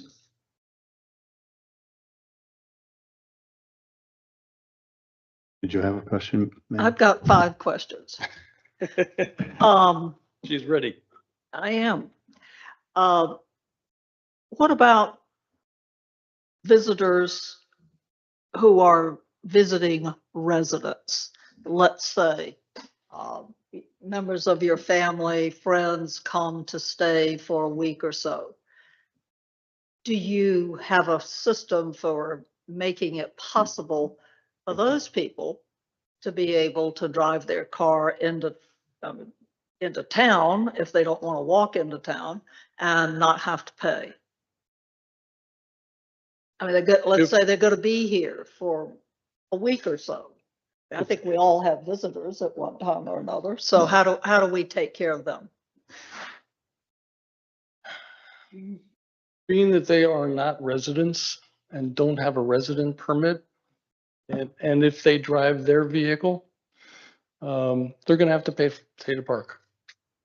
Unless you make some other provision for extra resident permits or a discounted family resident permit.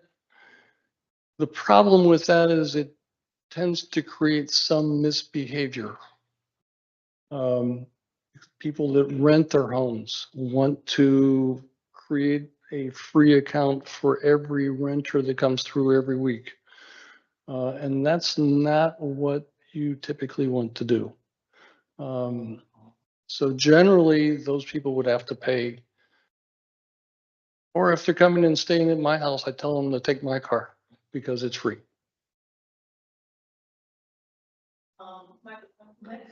Microphone? Got it. What about businesses' employees? How do we ensure that the employees are not getting stuck with this big parking bill? Can I address that? Please. May I?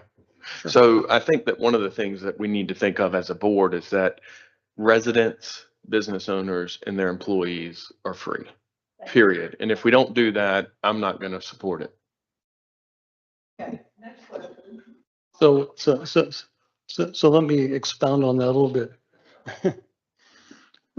Every town is a little bit different, but most towns do have a provision for employee parking. Each business registers with us and they designate a person to communicate their employee tags to us. So it's not willy-nilly, it's very specific and it's controlled. And then those employees do get either discount or free parking. And we do support that in most of our towns.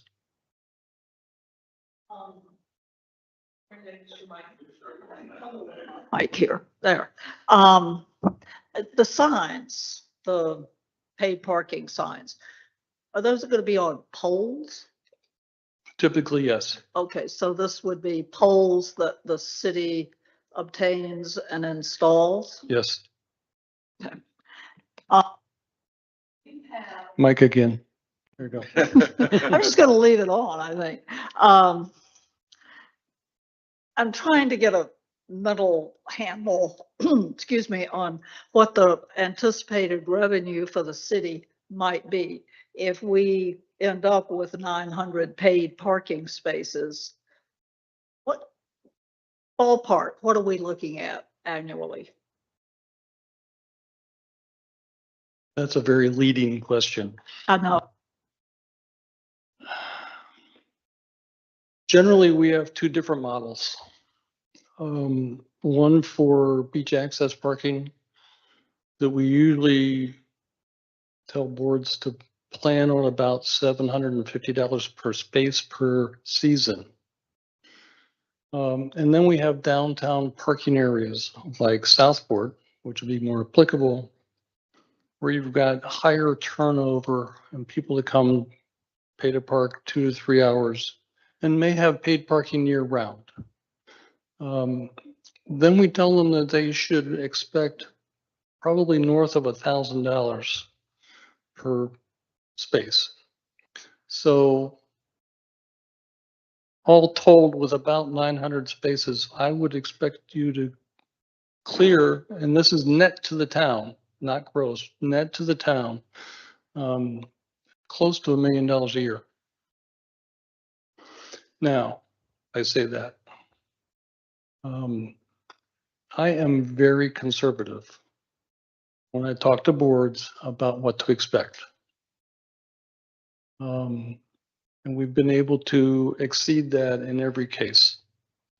I've got one parking lot with 27 spaces and it nets $3,000 per space per year. Huge turnover. I see the downtown parking area of Southport in the summer and the huge turnover on a daily basis. I see it even in the winter. Not quite as many people, but people come to eat, they come to shop. I would expect you to see at least $1 million net per year, at least, and it would be significantly more. My final question is, you said, I believe it was 7 other cities that you service, is that correct? Yes. What are those cities? Okay, starting up on Topsail Island, I have North Topsail Beach and I have Topsail Beach, the two ends of Topsail Island. Coming down through Brunswick County, I have Oak Island, Varnum Town, Holden Beach, Ocean Isle Beach, Sunset Beach. And I have one outlier. I have Beach Mountain over by Boone. Say that again. I didn't catch that. The last one, Beach Mountain. Beech Mountain Ski slope. is a ski resort area. Can I borrow him for a second load? It's over between Boone and Asheville. Can you, do you have any that have the significant, the majority of the parking in a downtown area, not a beach? I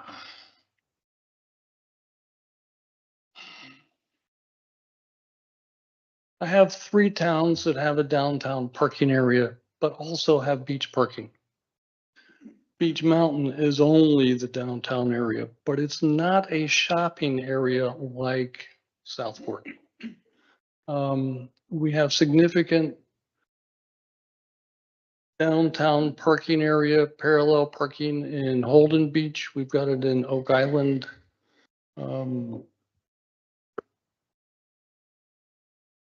Well, I'm sorry? Topsail has some commercial areas also with parking there. Yeah, Topsail Beach does. We don't have Surf City where the majority of the commercial area is. So from that standpoint, yes and no, we don't have a real centralized shopping area like Southport has. We have something similar.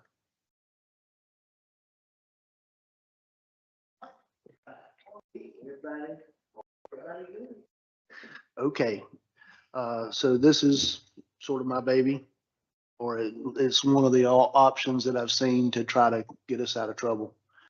And I would go for more of a parking permit citywide, every right of way, every piece of property that Southport owns will be regulated by a parking pass.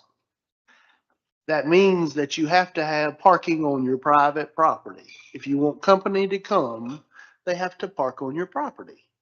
If you own a business and you don't have a single parking space, why shouldn't you pay for the employees, is my question. Why should we supplement the businesses and not make a dime? So the model that I've sort of been working on in my head is a citywide parking permit. And it would be regional, where we would give BSL 2,500 passes, St. James 2,500 passes. We could revenue share that money. They could buy in to supplying us with money. So we've got salespeople out there waiting. The churches are going to need passes. We can sell them in the churches for a discounted rate. But I'm looking at more of, I'm not interested in entertaining the tourist. I'll take their money, but this is more for me about regulating who just parks. And I don't care about the turnover when they pay a $250 to $400 a year permit to park anywhere they want, just like a citizen. If your car is registered in Southport, you pay tax in Southport, you're registered to vote in Southport, you should get a free pass, automatic, no sign up. There's a list of those tags. We could get a spreadsheet of the tags of everybody that pays for a city tax. Free, never encumbered, it never prevented from anything. Free if it's available. Signs up, come into town. If you don't have a permit, you're going to get a ticket if you're not on private property. It will drive the businesses to invest in parking lots. At this moment, you don't need to invest in a parking lot because we give it away for free. Provision in those groups, they bought that parking lot to try to make money, but they realized if they charged, people would go park on ours for free. So parking lots are worthless, no value. We need to change that model because we made it free. So business employees would pay a discounted rate so that their employees' tag would be in the system. Have you ever used cameras to identify not just your mobile camera, but camera up on a pole to determine whether a parking person is legal or not? Do you use any AI automation for your business?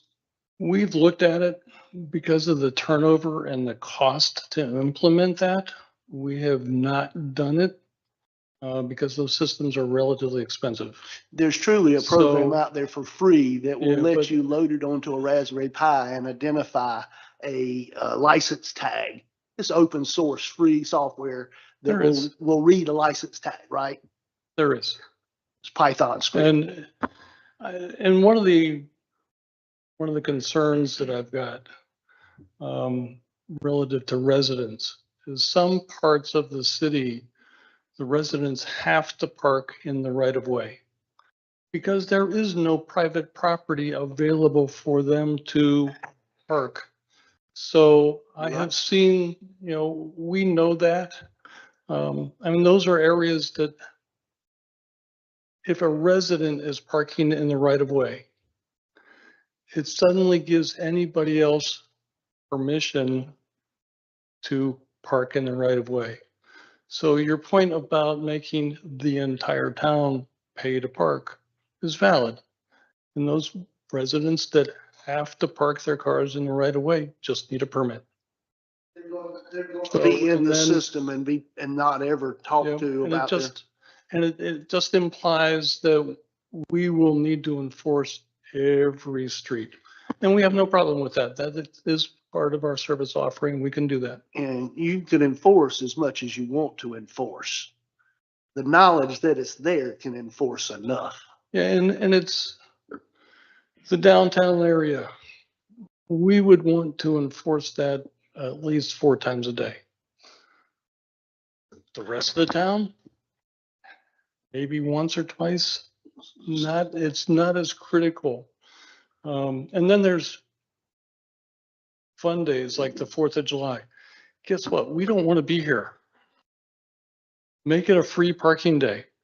Because people will park wherever they can find 10 feet of space. They'll park there. So special events, we do special things for those.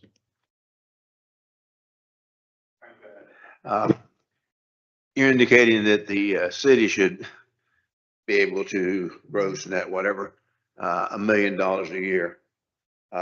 What's going into your pocket? A third? A third, 300,000. about 300,000. Yeah, it really doesn't go into my pocket. It goes into paying all those people that are out there.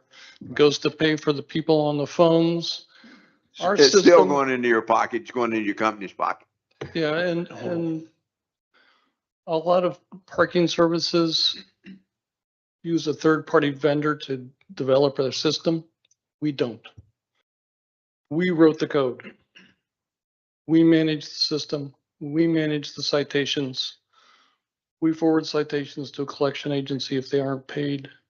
This is our system. We've got the software developers that put this together. And we've been working together for over 20 years.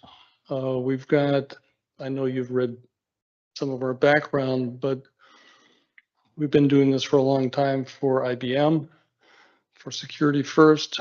We provided government agencies with data security solutions. We know how to do this very, very well. Alderman Kelly.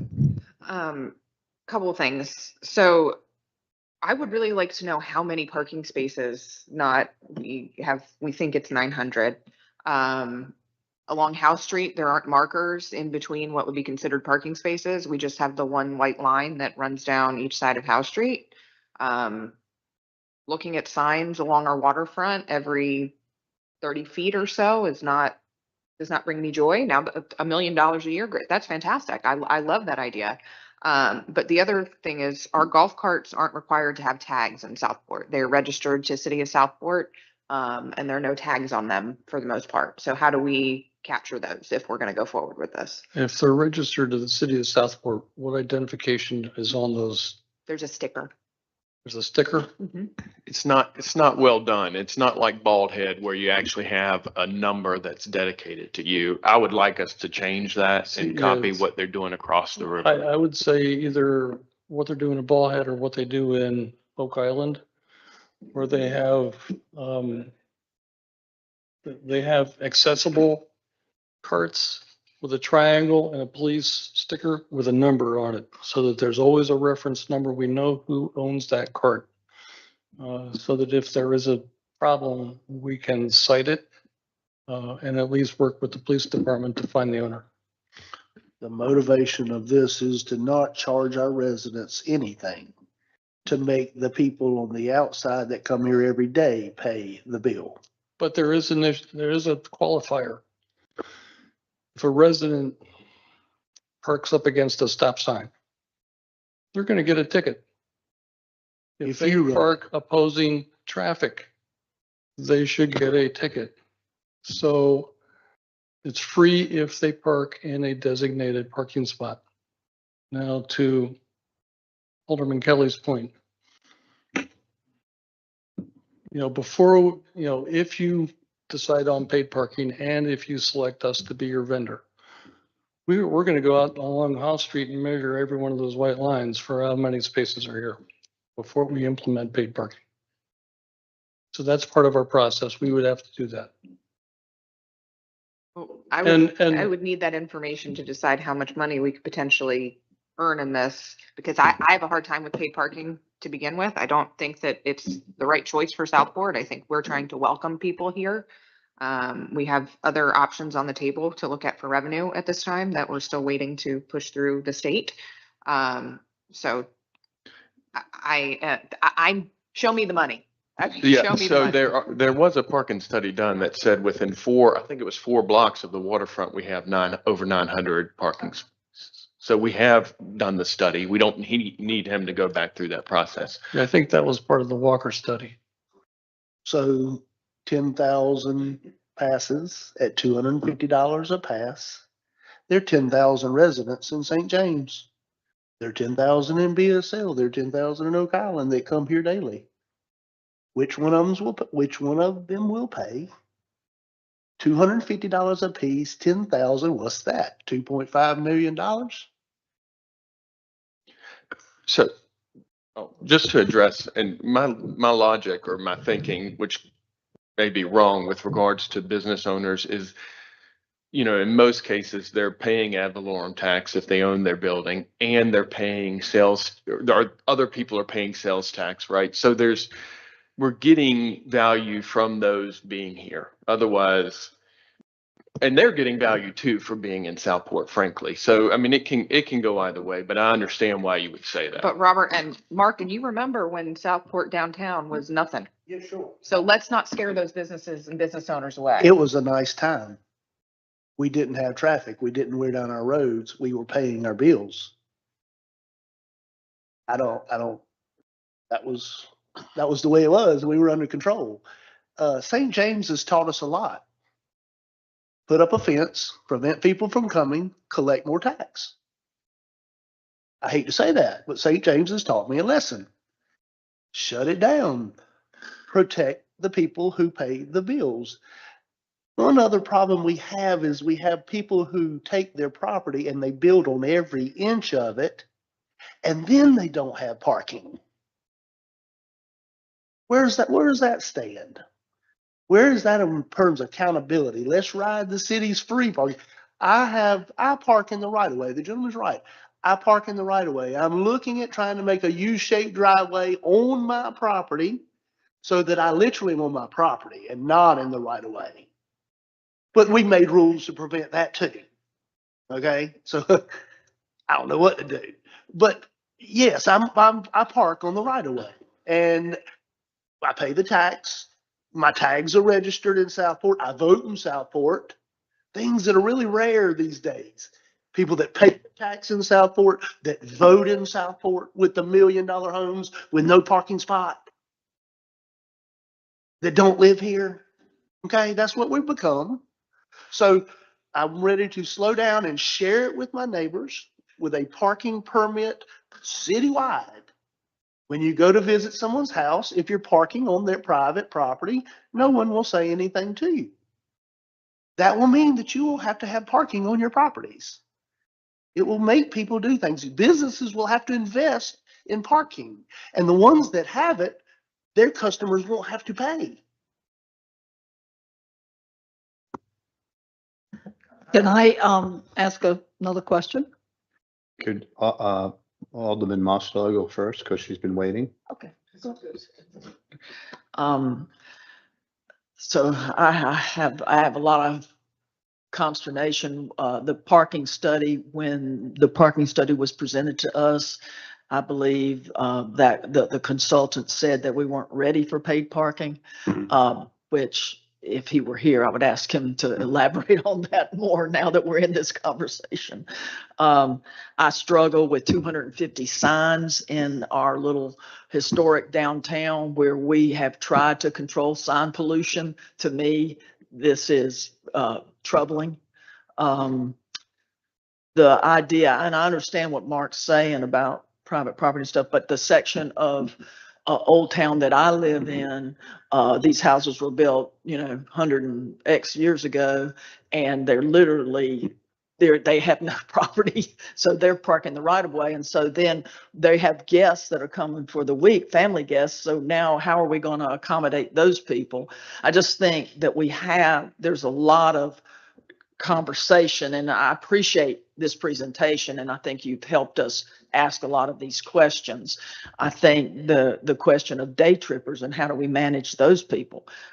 So I just think there's a lot here to unpack, and I appreciate you being here, but I just as a proposal, I would struggle with this for these reasons. My question, this is one I don't know if you've experienced anywhere else, but we have 7 churches in the downtown area. None of them have a parking lot. All parking is along the street. So in other words, either in areas that you would have designated as paid parking, or they're up on the right of way somewhere. So have you experienced a situation where entire congregations have to pay each one individually? Because many of the churches' congregations are made up of people who are not city residents. And I'm concerned about that. I'll give you an example. St. Philip's has noonday prayer every Wednesday. Where are those people going to park?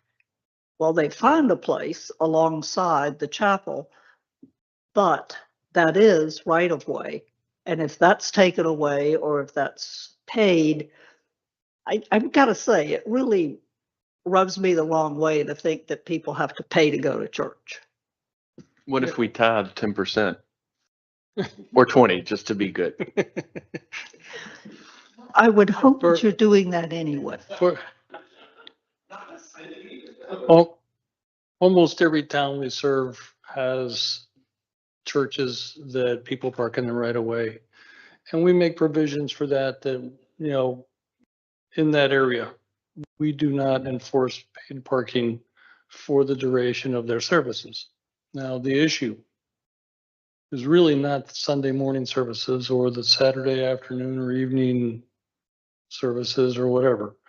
The issue is the weddings. More and more weddings are occurring Friday at 3.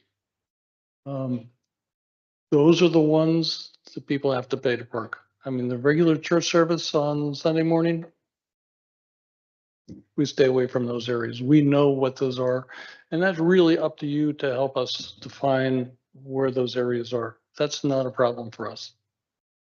Unfortunately, most of the churches have funerals much more frequently than they have weddings. And where there's a funeral, they're pretty obvious. We can just ignore that and let the church run it on their own. That's not a problem. I don't think we're unique in that. I mean, Wrightsville Beach as an example is significantly tighter than Southport with regards to lot sizes and street space. We have 90-foot right of ways here in town. They don't experience that there. In some cases, theirs are 20 feet. So I don't think we're reinventing the wheel. We're not unique or special in the sense that this hasn't already been done before. So I am and have been for a long time. We have to find money, and this is a lot of money. I have a question for you, sir. Yes, sir. The 20, you have to pay before midnight, which could be 6 hours, or the fine gets doubled. Is that non-negotiable? It's up to the town. It's up to you. So we don't have to have that. You do not I'm have to quite have that. familiar with parking issues. You do not have to have, we have, I just find that to be outrageous. I understand the other people do it, but they're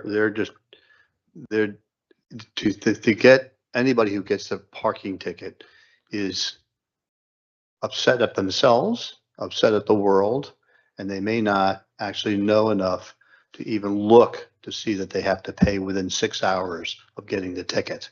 So that is an issue that I have. The next one is Well, due that's- process. But that is specifically up to I got that. the board. To the board to decide. And That's what I was those- asking. those Is, are- is that non-negotiable on your part? Those But are it's not. features, those are it's- features that we provide. Mr. Mayor, another way to think about that is the fine's $50 and you're actually getting a benefit to pay it. No, it's fine is whatever we make it. Right, whatever that is, but you're getting a discount of 50%. But Sure. due process. What's the due process of this whole system?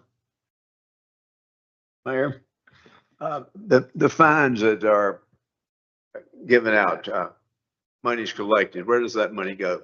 Well, that's one of my questions, Right. because Oak Island, I know, has the statute that allows them to keep the fine. I'm going to ask, I'm putting the lieutenant on the spot here. We do not have that legislative approval. So if we were to start this tomorrow, I'm not sure that we can keep the money. You just have to refer to the statute and see, because sometimes the city board can ask to allocate that money to a certain. But they have, Raleigh gave them that. Yeah, We do not have that because we've asked about that in the past and have been rebuffed on getting that permission. So that's an issue right off the bat that we have to look So- at. Every town that I have worked with Uh-huh. has gone back to the state and asked for an exemption. And everyone has been granted within the last 3-4 years that I am aware of. So if you have been rebuffed, I would say you need to get with your local congressman and take that up with the state again. Well, I just put that out as an issue that we would need to work on. Yeah, But my real question is due process. What's your due process? our due process for somebody that files a dispute Mhm. does that through an online form on our system. We've got a multi-level review process depending on what the issue is. Most of the problems and disputes are handled by the first level, support person. Typically, the most prominent issue is somebody entered their license plate wrong when they got a permit.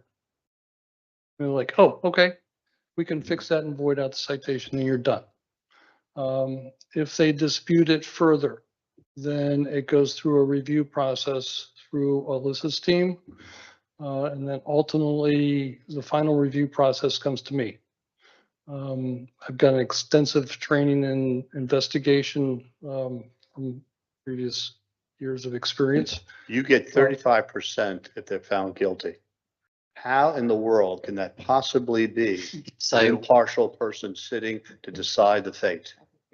we There- can have there an are- additional, we can also have an additional process that's, I believe some of their towns do. So you can also delegate a final review after them to me, or if you would rather it to come to a body such as the Board of Adjustment, then we can make provisions Yeah, for that. we also allow, All right.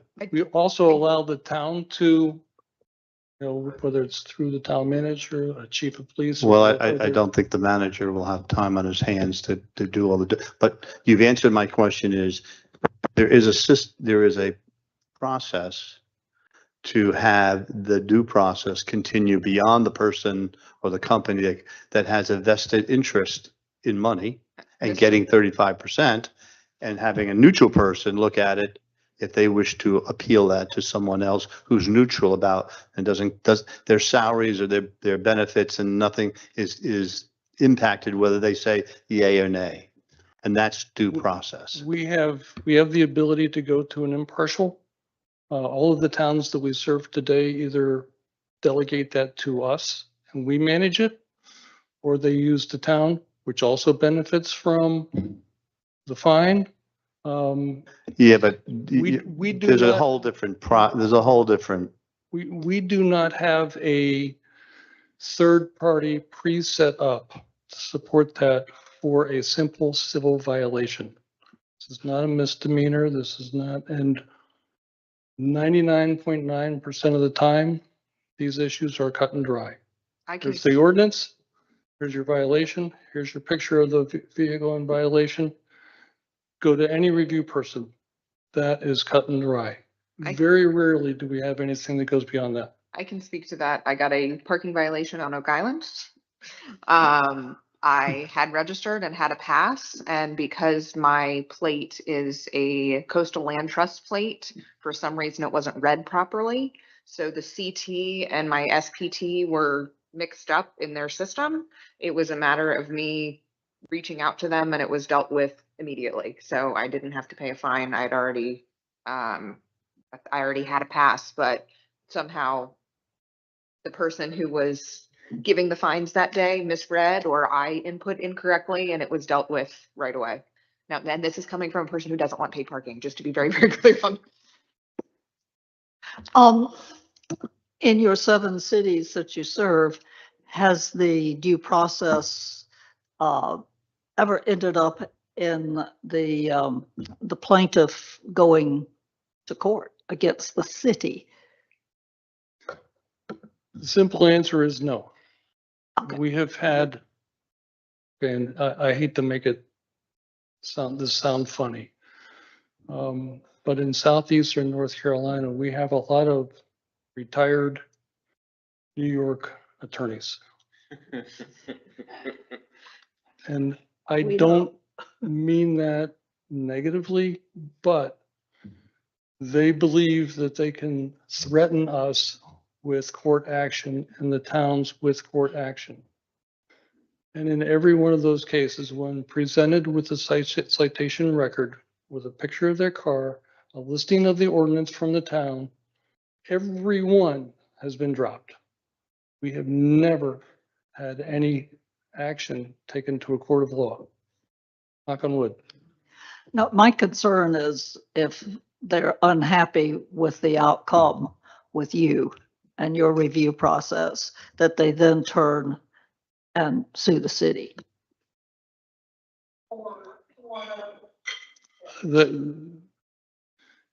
Any person has the right to sue us or the city if they're unhappy. Typically, when you're talking about a $50 parking ticket versus hundreds of dollars in legal fees for a simple citation, it's hard to justify. People are upset when they get a parking ticket. I understand. People park blatantly bad and in violation of ordinances, and they get a parking ticket, and they demand that it be voided out. And we do not do that. We do not support that. They can argue all they want. They can threaten all they want.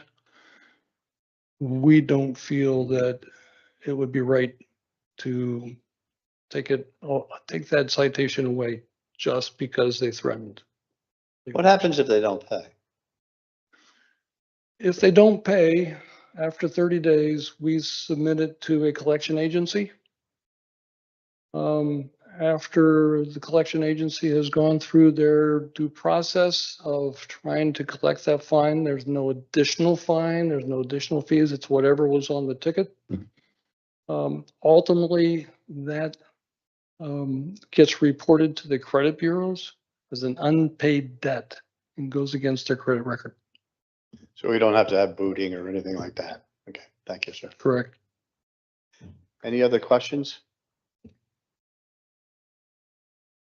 Thank you, sir. Appreciate it. My pleasure. Thank you very much.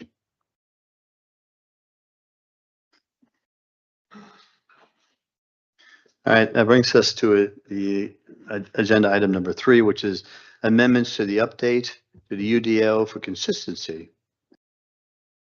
Oh, you're up, man.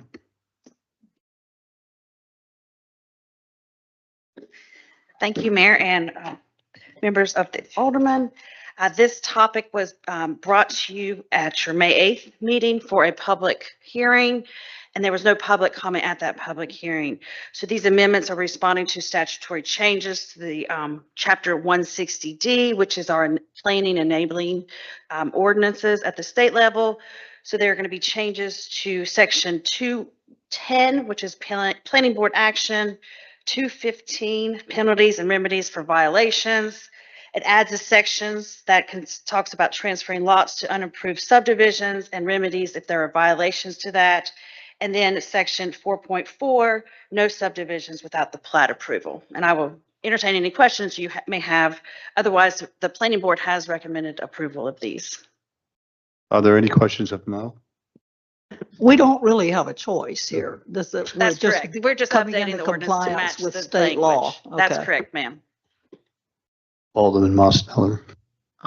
Thank you. Mo, I do have a question. Now that we're taking away the violation, misdemeanor, all that conversation, it says that we can have a civil penalty. I looked through the state statute, and it says we can have a civil penalty, and our civil penalty is $25.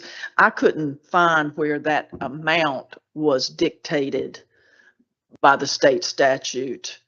So The city can dictate the civil penalty. It is going to be charging daily. So that's a daily penalty that we can enforce. right. Yes. Well, that's what I wondered, if there would be any consideration for raising that daily penalty. That seems awfully small for a violation. We can certainly take that and look at it. And I wonder what other Yes. communities are yes, doing we and that can sort of look thing. into that. Not a problem. That was just my only observation. And I had the same thing, because if we end up taking them to court, our legal fees are a lot more than $25. So there has to be some kind of happy medium. I don't know what that number is, nor do I want to make it draconian that we're Right. taking the And I will first child. say that the state statutes and I know we're not an HOA, but state statutes for HOA allow them up to $100 per day per violation. So I don't know. I'd like to know what other communities have been enforcing this same statute. So I'd like to see what perhaps their recommendations are. So the issue, and Mo and the manager, please correct me. The issue here is that at the moment, our statutes are incorrect. So the idea is we'll vote on this and come back and potentially amend it. That's okay? Okay, all right. I just would like Mo to come back with us with some recommendations based on, some data with regard to that, since Yes, ma'am. we need that. So, if I can read this correctly, I'd entertain a motion to adopt the amendments of the Unified Ordinance for consistency with the North Carolina General Statute, Chapter 160D, and attach the consistency statement. Second. There's a motion and a second. Is there any conversation on that? Not hearing any. All in favor, say aye. Any opposed? It passes unanimously. Thank you. So the next topic is one near and dear to my heart. Chief Drew, you're up, sir. Good morning. I think it's still morning. Prepared before you this morning is a final draft of the City of Southport Emergency Operations Plan. The current Emergency Operations Plan was crafted by City Manager Rob Gandy in 2006. It's been 19 years since this plan has been updated. When Bonnie Theron was the city manager, we started working on updating this very important plan. The current plan is all of 12 to 15 pages long, and it was a very minimal plan. The proposed emergency operation plan is much more in-depth, put together based on recommendations from FEMA, the International City and County Management Association, and also the Brunswick County Emergency Operations Plan. This draft has been reviewed by the city manager and all the department heads. And other than Public Works, the Police Department, and Animal Control, I received no comments back. This plan is a collaboration of all departments involved during a disaster or a state of emergency. When you begin to look at the plan, there's an informative table of contents. In that table of contents, there's a statement of purpose. The City of Southport Emergency Operation Plan was developed to address multiple hazards which threaten the city through use of a functional format. The plan encourages an integrated emergency management system approach to disaster and fosters prompt, efficient, and coordinated response operations by elements of the emergency organization. The plan presents a basic plan which serves as a summary document to 16 functional annexes. The annexes define who will be responsible for each function in an emergency. Defining the roles of each response agency reduces confusion, chaos, and conflict during an emergency, and significantly decreases vulnerability of the public and their property to hazardous threats. This plan meets the requirements for FEMA planning guidance and legal responsibilities identified in the North Carolina General Statute, Chapter 166A. It provides all the necessary elements to ensure that local government can fulfill its legal responsibilities for emergency preparedness. In this plan, there is a basic plan with a purpose, a situation, and assumptions. And it also, the city, as you know, is exposed to many hazards, all of which the potential to disrupt the community cause damage and create casualties. Potential hazards identified for the city are in high risk, as we've heard today, flooding, hurricanes, tornadoes, thunderstorms, windstorms, cybersecurity attacks, and extreme heat. There's moderate risk to hazardous material accidents, transportation accidents, active shooter or domestic terrorism attacks, pandemic, winter storms, drought, major fires, civil disorder, terrorist incidents, fixed nuclear facility disaster, tsunamis, major ship and boating accidents in our channel out here on the river, coastal hazards, and then we also have a low risk of earthquakes or tsunamis. So all of these situations are covered in this plan. If you look in the table of contents, the next is organization and assignment of responsibilities, which we have went into detail in the plan to give assignment and responsibilities to the mayor and the board of aldermen, the city manager, the incident commander, the public information officer, the police chief, that includes animal control, fire department, EMS, rescue, public works, finance director, building inspections and fire marshal's office. Community relations plays a part in the plan, the city clerk, IT, and also parks and recreation in evacuation purposes. It also talks about the direction and control, continuity of government, administration and logistics, plan development and maintenance, training, exercise, and action after action reports. Then the plan has a list of common functions and annexes. The annexes are a more in-depth look of each department's duties and how they will function in a state of emergency. This emergency operations plan is NIMS compliant. That is the National Incident Management System. And that system is a national system that's used during an emergency or a disaster to stay organized. I'm currently working on Chapter 6 and Chapter 7 of the Southport Code of Ordinances. It has not been updated since 1974, which is the emergency management and the fire prevention and protection codes in our ordinances. During that time, I want to include the NIMS discussion for city use and make sure that we have the approval in there in those codes. Then the plan goes to the appendixes. It has Appendix A, which is a sample emergency declaration. Appendix B, staffing levels of the EOC. Appendix C talks about the organizational chart of the city. Appendix D, instructions to pet owners. And Appendix E is a standard operating procedure for the Emergency Operations Center. To solve the problem of having a 19-year-old emergency operations plan, I have included that this plan be reviewed at a minimum of once a year, but also after each major emergency if needed. It would be changed. There's a chart in the plan to list the date of a change and what changed so that we have records of the change and we can keep this emergency operations plan up to date.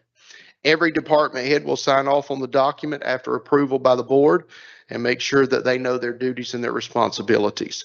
I appreciate Bonnie Theron for working on this plan with me. If you have any questions, I'll try to answer them today. Are there questions for the chief? I just have a couple of questions, Charles. I'm familiar with mutual aid agreements with the police and surrounding community and stuff, but it pointed out the public works develop mutual aid agreements. That's not something I'm familiar with. The only like mutual aid agreements with public works would be like for their the plan that they have to have in function, like for debris pickup and things like that. Okay. After a storm. It's not with other communities. Right, That's what exactly. I'm used to seeing it that way. Yeah. Other questions? Yeah. Okay, go ahead. And then under concept of operations, receipt of donated good, it says volunteer coordinators list of available personnel resources. Who's the volunteer coordinator? That's going to fall into the community relations department. Okay. So if we had a need for, let's say we had a need for humanitarian aid, if there was a disaster and we had to set up to give items away like we had to do during Hurricane Florence, then the community relations director would coordinate those efforts. Okay. And, also, just a couple of, I think these are just housekeeping things. It said under situation and assumptions, it's 104 in the packet. I don't know what the page number of the thing is. But it talks about the emergency public information and it refers to the city's public information director's roster. I think that you might want that to be officer. You referred to it as officer in there. That needs to be changed. And then, just also as a point of reference, and this was closer to the beginning, where you first mentioned work with animal control officer, and you refer to it as animal protective services later in the document, but that's that old language that we don't want to encourage. I missed that on correction. I know, it's all good. What page is that on? It's the page, it's like page 6 or something. Okay. I think that's what it, 4, 5, 6, 7, page 7. Okay. Because it says protective services and then animal welfare plans, I think. So that would make that be in alignment. Okay. And then the only other question I had, was about, where it said, and this has to do, I get with the terrorism one, where it says private facilities. I just wondered who, private facilities, is that business owners? Like if there was something happening? What page is that on? Do you Oh, have Lord, a it's page? 150 out of 169 on our packet, but you don't have individual pages Okay. on each one of Is this. it under the It's near the- annexes? It's on, yeah, it's under the annexes where it talks about, Annex P, so it's near the end where it says private facilities at the end of Annex P. I was just curious Trying to what that was. It's a headline that says private facilities. You want my page, so you, it just. I think I'm almost there. Yes, I do see it. I just was curious about that.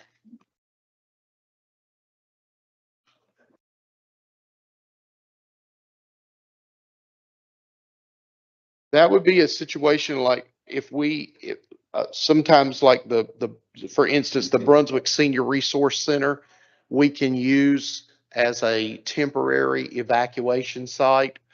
If we needed to put people there to store them. I know one time we had a fire at one of the nursing homes and they opened that facility up for us to transport patients there. That's what the private facility is talking about. Yes, ma'am.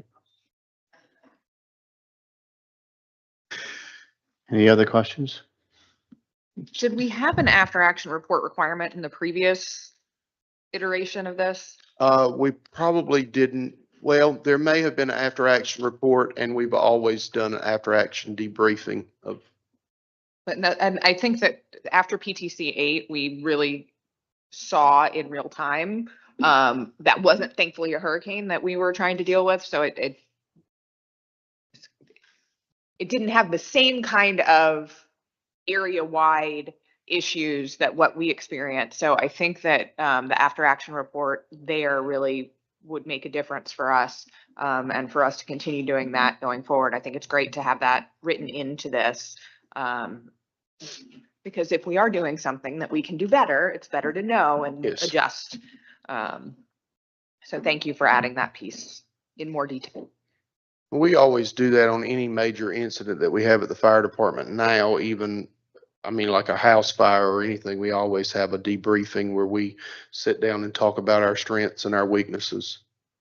But it's good to have that. I want to start off by saying, and you know this already, that I'm ecstatic that we have this now.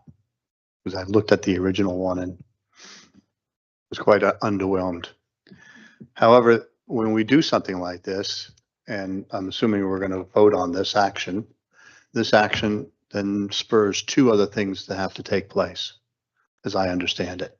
One, in the document, it talks about a standard operating procedure for each department, and it says that each department has to generate their SOPs to support this document. And I'm not sure, having once before been given that task and not knowing how to do it, I didn't do it well my first time out. So I would expect that there's going to be department heads that are going to kind of struggle, and they don't need to struggle as much because we're not inventing the wheel here. They just need to be directed to where they get the information and then tweak it a little bit. This can be done before September, literally. It could be done before September and get all the SOPs in. And I say that because that's when our peak hurricane season happens. If we were inventing the wheel, it would be a lot longer.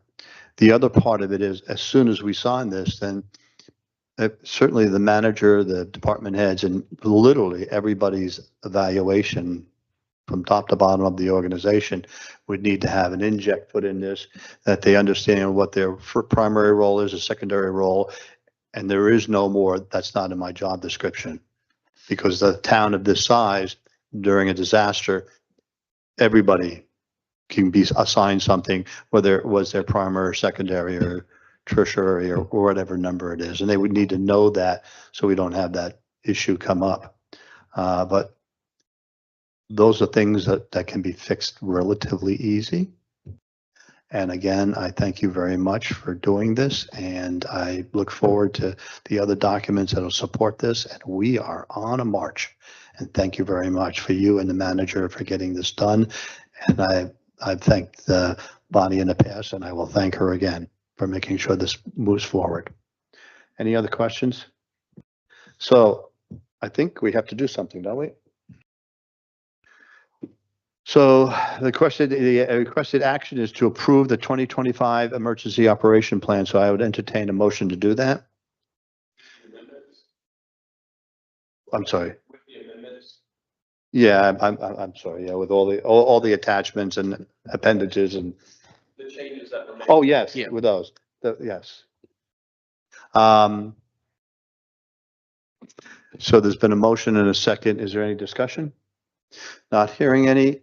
All in favor say aye. Any opposed? Passes unanimously. Thank you, sir.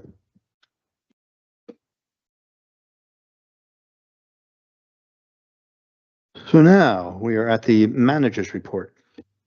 Thank you, Mr. Mayor. I'll be brief today. Just wanted to highlight one of our significant projects going on. Our shoreline stabilization project continues to move forward. We're moving forward with phase one. We've got all the easements in the area of phase one executed, so we're moving forward with that process. That includes the new revetment and the repair of the existing revetment, which is adjacent to the downtown waterfront park and the areas near Oliver's and the hotel down there. So we're moving forward with that. We hope to have all those designs, permits, and process, including bidding, to start construction by the fall, to begin construction early winter this year in 2025. At the same time, we're moving forward simultaneously with the other phase two to get that designed and all those permits moving as well, to ensure that that project's moving forward with the requisite state deadlines we have. Secondly, last week, for those who have not heard, the city closed on our 400+ acre property at Sunny Point, transferred that to the State Wildlife Resources Commission for their conservation, and the city has received our check for that transaction. So we're moving forward, and that's completed there. That's all I have today.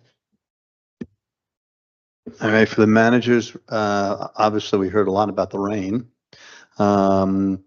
And I just want to say thank you to all the staff, the chief, the fire chief, the manager, our PIO, everybody did a great job on that. A story, Fodell Street, as a matter of fact. There was a car that was driving down the height of the storm, drove off House Street into Fodell Street, and got flooded out right there. And it got stopped, and eventually the BMW is now totaled.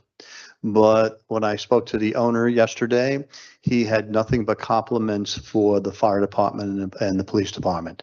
That the officer jumped out, went through the water in his uniform to help them. And if we can, and I should have talked to Linda when she was here, there was a nurse that came out and helped get the wife out of the passenger window. So I really would like to follow up and find out how that happened. On the agenda, as denoted on the agenda, the weather tower. My goodness, at the end of this meeting, I'm going to sign the document to start the process. I think 14 days to start it, 90 days. Watch this, a contract with an ending, 90 days to finish it. And so we'll be moving forward with that. And with that, Alderman Lay, do you have any comments?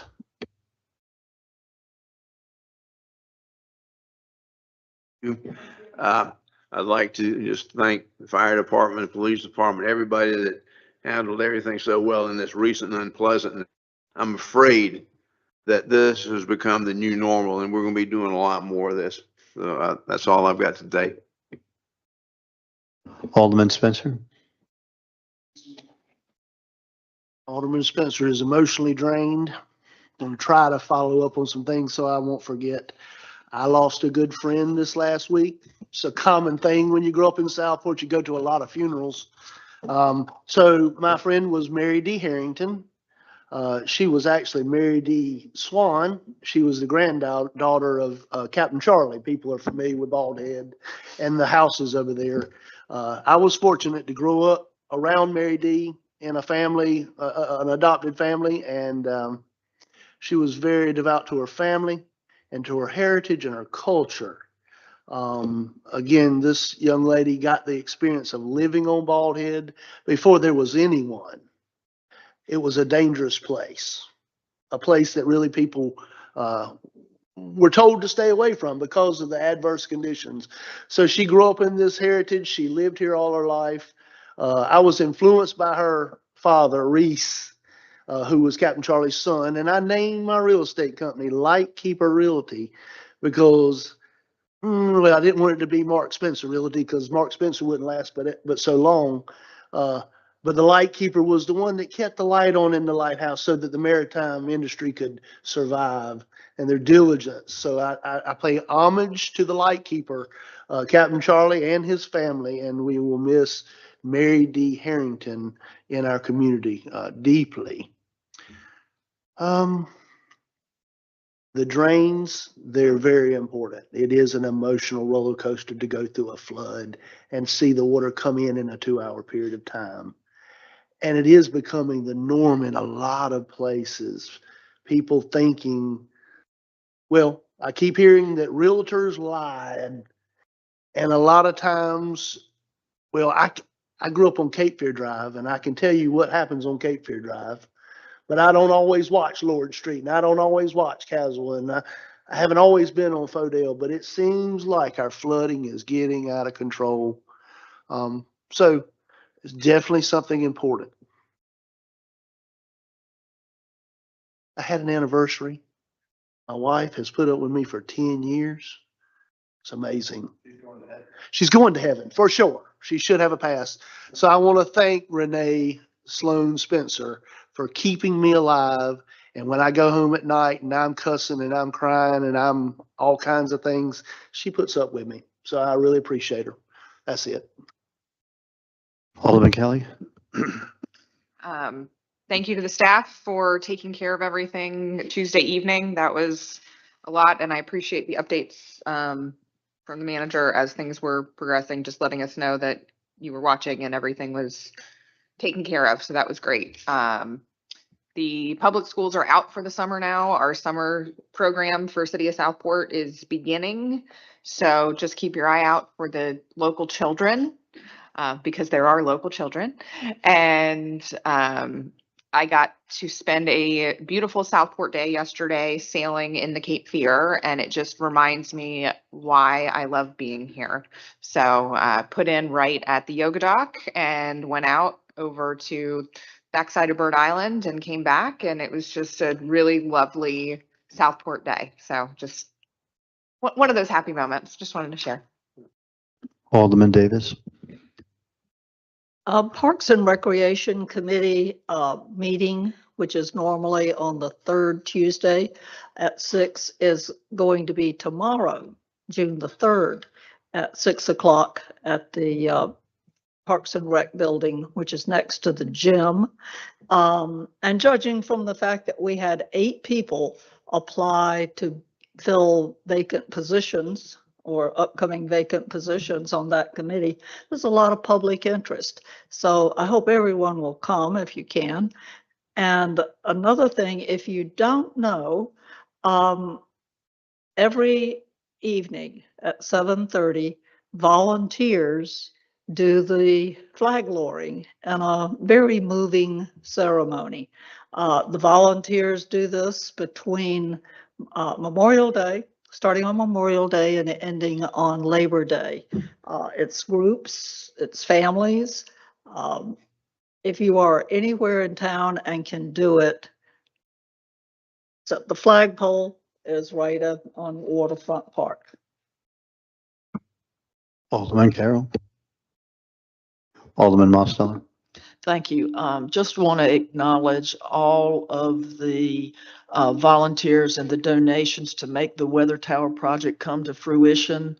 It has been going on a couple of 3 years with private donations. And two off the top of my head, I don't know who all, but I know DSI donated, I think, $10,000 to this project. And I think Cannon Foundation gave us a grant for 5,000. So those are two of the big, but it is those donations that made this possible.